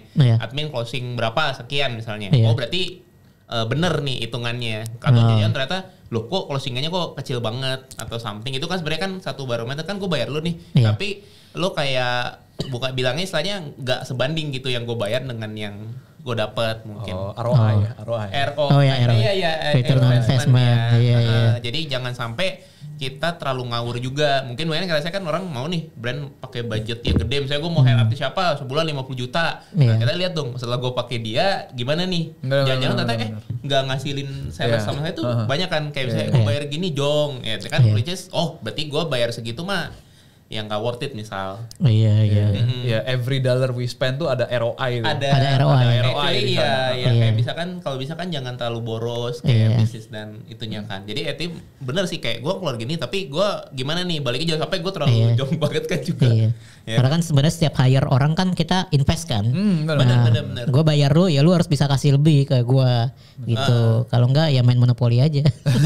Jangan nanti hire-nya banyak lu misalnya sekali hire 5 nih lu lay off 3 atau 4 ya kan. Biasanya juga jelek buat moral juga kan. Tapi maksudnya kayak mungkin kita harus mikir gue mau hire 2 dulu deh. Yang di 2 ini gue udah tahu nih kerjanya apa. Jadi kan kayak instead of 5 lay off 3 gitu kan. Waduh. Iya problem jadi, sih. Kayak bingung mungkin jangan pas bosnya juga masih bingung ini sebenarnya mau dikasih job desk apa ya. Iya mungkin bingung karena kecepatan mungkin. Iya. Oke. I think itu bedanya sih bisnis yang kayak UMKM sama yang udah gede banget gitu ya. Iya. Itu bedanya sih. Kalau kan banyak yang bisnis konsultan gitu kan, masih banyak bisnis. Bisnis konsultan bukan berarti bisa bikin bisnis yang versi UMKM gitu. Pasti jauh lebih pusing. Iya benar. Iya. Kan dia kan manage duit orang. Kita pakai duit kita sendiri kan jauh lebih ini ya banyak mikirnya gitu kan ya. Lebih banyak mikirnya. Duit fisik Kalau sekarang udah susah dapetin investnya katanya. Tapi kalau bisnis kalian berdua maksudnya budgetnya biaya sendiri atau ada investor? Gue bayar sendiri. Sendiri juga. Sendiri puter kalau sosial dari dulu sih memang mostly puterin dari keuntungan ininya ya. Kalau gue sih patok kayaknya kalau untuk agency gue lebih prefer dompetnya sendiri kalau agency. Karena gue bingung juga kalau misalkan ada investor buat apa ya gitu loh. Mending kalau mau cari klien ya tinggal networking gitu kan. Tinggal. Iya kan, tinggal. Soalnya kan fungsinya investor kan selain duit, lu juga itu kan koneksi. Untuk ngebimbing gitu kan. Nah kalau memang tujuannya itu kan apa ya, agency kan bukan kayak produk gitu. Kalaupun dapat klien 100 lagi, kita juga bingung nggak ada timnya buat handle ya. Jadi buat gue mendingan kalau tujuannya buat nyari networking, mendingan langsung ke acara networking gitu. Kalau untuk bisnis jasa, tapi kayaknya beda kalau untuk produk. Kalau produk gue pasti kayak di Shark Tank ya. Kalau produk pasti gue once MPV-nya jadi atau dapat PMF gitu ya, pasti langsung mendingan ke investor sih buat gedein gitu, pakai duit orang. Iya. Beda case sih, beda-beda. Gak ada barang fisiknya atau bentuk fisiknya ya. Kalau barang fisik kan lu butuh modal pasti. Butuh. Apalagi modal. lu butuh restoran gitu misalnya, bikin restoran gitu kan. Lokasi, butuh toko, barang atau stok ya. Tapi kalau bisnis jasa kan lu nggak butuh modal bro. Iya. Gitu. Modalnya cuma skill, waktu, sama komputer udah. Gitu. Komputernya mahal pak. Iya sih. Gitu. Iya sih. Iya. Terus apa nih jadi rencana Kadobox 5-10 tahun? 5-10 tahun ya. Enggak lah. Kayaknya ke depan aja ada gebrakan apa atau ada kebijakan apa gitu. Mungkin kalau yang sekarang kan karena sambil kerja sambil apa, mungkin arahnya tuh nanti kan udah ada freelance satu orang nih, nanti bisa nambah lagi yang apa mungkin tadi kayak tadi live streaming atau mungkin bantu ads, nanti kita bisa kayak sharing profit atau something. Tapi arahnya sih kita pengen sih kayak gitu. Jadi misalnya gue udah ngisi post yang ini nih, orangnya siapa, post ini gue coba deh orangnya siapa yang bisa bantu. Itu sih kayak menurut gue penting karena gue juga ya makin yakin sebenarnya nggak semuanya tuh perlu dikerjain sendiri sih. Jadi mungkin itu salah satu plan. Nanti kan seiring ininya nambah, terus nilai lagi, oh ternyata bagus, ya udah nanti tinggal menyesuaikan. Oke, iya. Terus kalau misalkan sejauh ini gue penasaran juga sih kalau misalkan terutama produk fisik ya, karena Kadobox kan produk fisik gitu. Berarti mostly memang dapat customer tuh dari sosmed gitu. Iya dari sosmed, dari marketplace lah ya. Dari mostly, marketplace. ngiklan lah ya, walaupun nggak belum jor-joran. Ngiklannya di marketplace apa di mana? Atau di sosmed? Ada kayak marketplace, sosmed kan ada kayak konten organik, bisa paid juga kan. Jadi sebenarnya paid itu ya yang soon yang mau dikerjain lagi sih. Oke. Iya. Kalau Sounderflex cuma dari freelance lu aja? Apanya? Kliennya? Kliennya. Atau lu pernah nge-ads? Atau iklan? Pernah sih, cuman atau pasang spanduk. Pasang spanduk sih. Kurang kerjaan banget. Kalau ads sih gue pernah, cuman emang boncos. Iya nggak ada hasilnya sih gitu, emang untuk awareness aja gitu. Mending duitnya buat gue. Buat testing aja waktu itu. Gitu, buat testingnya 100 juta. Gitu.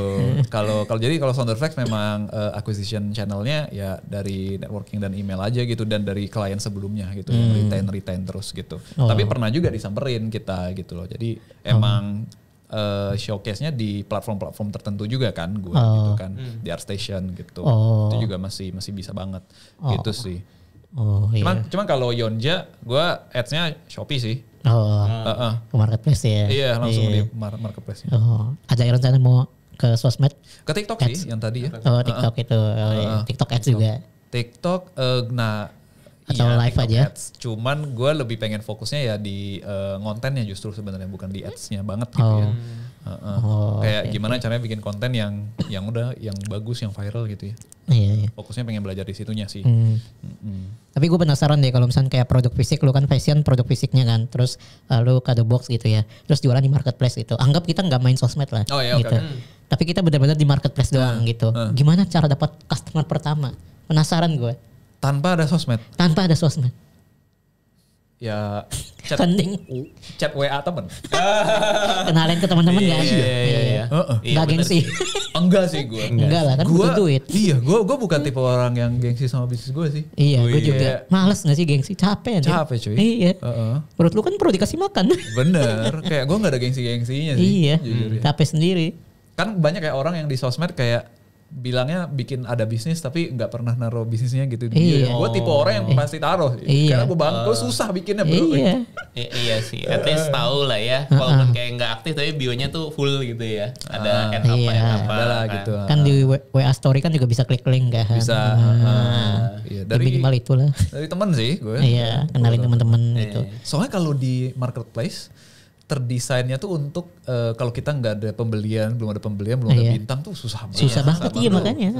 Gila. Apalagi sekarang saingan ketat banget kan. Iya, emang terdesain seperti itu. Iya. Emang terdesain seperti Jadi emang terutama pertama-tama harus tawarin dulu ya kan ke teman-teman. Iya. Itulah gunanya banyak teman. Iya, itulah gunanya networking. Asli gila. Asli itu. Teman bisa diduitin. Gue waktu jualan ini ya, gue buka following gue chat satu-satu semua. Buset sumpah. Lah iya. Buat Yonja. Buat jualan nih ya, buat jualan minta follow dong, satu-satu gue chatin. Cowok, cewek gue chatin. Kalau yang cewek gue kasih produk gratis. Gak, gue minta follow IG dan TikTok. Cuman kalau cowok ya udah follow Shopee aja. Karena kan algoritma ya. Maksudnya gimana tuh? Kalau misalkan ada audiens cowok yang follow Yonja, Yonja kan targetnya cewek gitu. Oh, jadi biar bisa refer ya? Biar look like audiensnya tuh tetap cewek gitu. Oh, gitu. Iya look like audience. Biar algoritma Instagramnya tuh kebentuk gitu loh. Ini tuh buat cewek doang gitu. Oh iya. Gue harus belajar lagi. Ada rencana mau buka kelas? Gue juga baru mulai kok. Soto ya. Iya. Keren. Lu juga pernah tawarin kok? Kadobox ke orang-orang? Dulu kayak pernah sih kayak nge-promo kalau nggak tahu mungkin ada produk baru atau something ya. Tapi memang kalau dulu yang banyak beli justru orang nggak kenal. Dan dulu kan kayak di pinggir jalan ya? Gak sih, bukan juga. Ya orang-orang se-Indonesia lah. Customer se-Indonesia. Iya betul se-Indonesia. I think apa ya? Lewat WA gitu tawarin. Ya kayak gitulah. Tapi kalau kayak kita sih kayaknya kalau buat tawarin satu-satu banget sih nggak terlalu ya kalau gue. Tapi mungkin kalau kayak mungkin kalau nyambung ke yang Sounderflex, kalau jasa mungkin orang masih lihat kayak nih Bimski siapa sih ini, pernah ngerjain project apa? Oh gue kenal nih orangnya nih, kayak nggak macem-macem. Gue coba deh pakai jasanya gitu ya. I think itu kalau jasa sih menurut gue personal itu penting banget sih. Itu wajib lah itu. Itu penting banget. Harus. Wajib. Kalau mungkin produk ya orang bisa nongol bisa nggak nongol, tapi mungkin ya kalau sekarang ada bagusnya nongol kali ya. Untuk jadi pembeda lagi kan kayak tadi sobat bilang kan kayak saya owner F&B supplier ini nongol gitu misalnya. Terus ntar suatu hari semua owner bisnis nongol di sosmed. Oh iya. Gak ada bedanya lagi. Terus, oh iya bener. Terus saya tinggal siapa sama AI gitu ya. Bikin gimmicknya bingung ya, gimmick apa lagi gitu ya. Iya. Oke. Ya, kita hampir di penghujung acara. Waduh. Bisnis seminar. Iya. Rekamannya download di sini ya. Hari ini harga spesial ya. Iya, paling pertanyaan terakhir gitu ya. Mungkin tadi udah dimulai dari Bimski, mungkin sekarang ke Ko Henry dulu. Kalau dari lu, Ko Henry sebagai founder, CEO and whatever you say dari Kado Box ini gitu ya, mungkin buat teman-teman gitu ya yang mau mulai bisnis produk fisik terutama seperti Kado Box atau semacamnya, pokoknya produk fisik lah atau fashion atau apapun itu, apa nih saran atau advice dari lu buat teman-teman yang mau mulai jualan produk fisik entah di marketplace atau di sosmed gitu ya, benar-benar dari nol banget, apa yang harus dilakukan? Nggak ada, oke. Apa ya? Oh, mungkin kalau jualan juga mikirnya jangka panjang kali ya. Jangan sampai jualan barang marginnya tuh terlalu tipis. Margin itu apa kok? Margin keuntungan lah. Kayak profitnya itu terlalu tipis. Jadi kan kenapa makin jalan itu kayak berasa budget marketing, budget iklan, budget mau ngendorse lah, ngasih bagi sampel buat kayak tukeran video let's say. Itu makin lama gue rasa makin butuh. Jadi harus ada budgetnya tuh. Kalau jualannya tipis-tipis, mungkin tipis-tipis juga volumenya nggak gede juga misalnya kan. Atau misalnya gede, kadang udah ada kena potongan biaya admin, biaya apa ya makin besar lah ya. Ongkir. Jadi ya ongkir, afiliasi. Cuma maksudnya kayaknya tetap perlu marginnya harus dipikirin juga. Jadi biar bisnisnya tuh nggak cuma jalan bentar berasa nih, tapi nanti long last susah ya, nggak bisa. Omset gede, profitnya tipis gitu ya. Iya, juga sih. Mendingan kan omset kecil profit gede ya. Ya itu sih semua orang mau itu. Omset gede profit gede, expense-nya kecil. Waduh. Setuju. Gila. Iya, jadi semua harus dipikirin ya budgetnya ya gitu. Iya benar harus dipikirin sih kalau itu produk fisik. Ya, intinya banyak-banyak belajar finance lah ya. Jangan terlalu gila-gilaan di awal. Saya langsung berapa puluh juta. Kecuali kalau lu punya duitnya berapa ratus M ya mungkin gak apa-apa. Iya. Maksudnya kayaknya jangan. Ya. Iya jangan. Iya benar itu ya. Thank you Ko Henry saran-sarannya buat teman-teman yang mau jualan produk fisik. Mungkin bisa berguna, kalau nggak berguna silakan kontak kembali Ko Henry. Mendingan jangan bikin belinya ke Kado Box aja. Itu boleh juga tuh, silakan di follow Instagram dan TikToknya. Oke, sekarang Sounderflex dan ya fashion juga gitu ya. Yonja, apa sih advice lu buat teman-teman yang mau mulai entah itu bisnis ya kalau fisik kan tadi udah dijawab ya, mungkin ke jasa atau agensi gitu. Benar-benar mau mulai dari nol banget gitu. Dari nol banget. Kalau dari nol banget berarti networking. Enggak, portofolio dulu. Portofolio dulu. Menurut gue networking itu agak percuma kalau lu nggak ada skill atau value sih. Iya. Tapi banyak yang nanya gimana cara dapat kerja tanpa punya skill. Wah, lu jadi anak direkturnya berarti. Iya benar. Bisa. Jadi calo. Jadi menurut gue step pertamanya harus ada portofolio yang bagus dulu gitu. Untuk dapetin portofolio yang bagus, lu harus referensi lu dan standar itu harus tinggi juga gitu. Dan lu harus mengelilingi lingkungan lu dengan orang-orang yang standarnya tinggi juga gitu loh. Karena kalau standarnya lu nggak ada temen gitu ya untuk kayak dibanding-bandingin nih. Wah itu susah banget sih. Temannya harus berkualitas juga ya. Temannya juga harus ada temannya divariasin aja gitu. Ada yang senior gitu kan yang bisa jadi mentor. Ada yang juga entry level. Ada juga yang bareng sama lu nih gitu. Jadi lu bisa saling nanya gitu loh. Itu gue waktu dulu awal-awal kerja sama orang juga. Orang ilustrator di Singapura gitu. Ya udah gue samperin aja di Facebook gitu. Gue gak ada malu sama sekali orangnya buat nyamperin kayak gitu ya gitu. Ini panutan ini. Gak ada malu sama sekali gue kalau buat nyamperin orang kayak gitu gitu. Toh juga kalau nggak dibales ya udah. Tapi kalau dibales kan bisa belajar banyak. Masukin ke story. Gitu. Udah di follow lagi ya. Udah di follow sama siapa tuh ya. Waduh. Iya.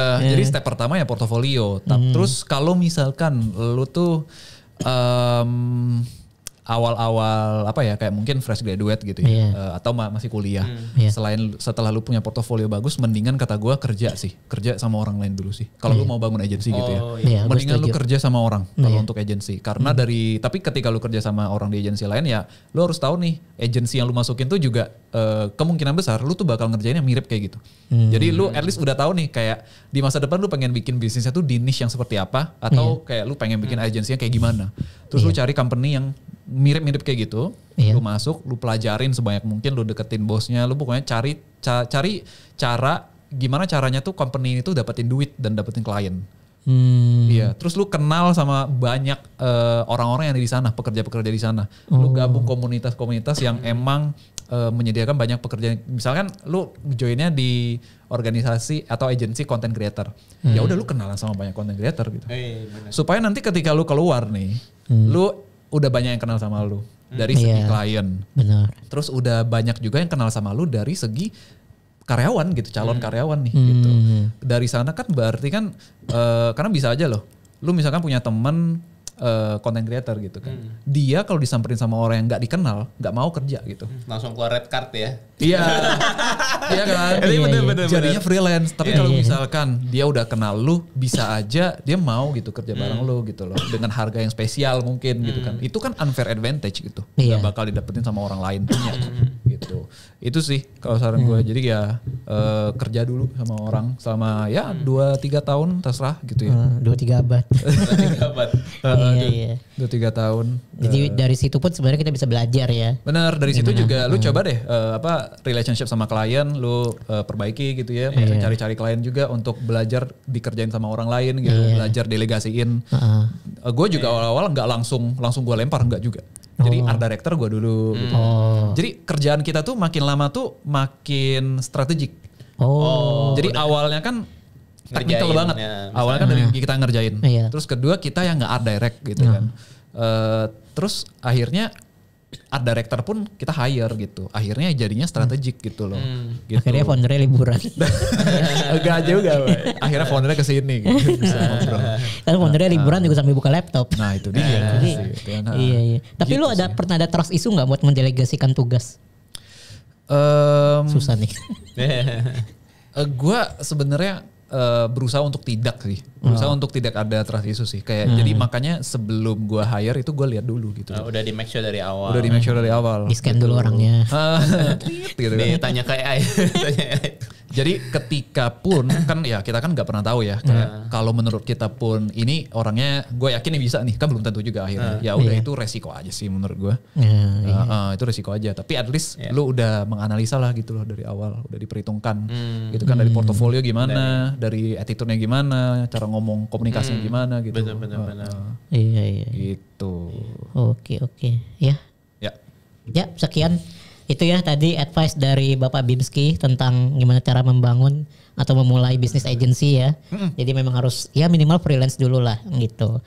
Kerja sama orang, belajar gimana seorang founder atau seorang business owner mengelola agensinya gitu ya.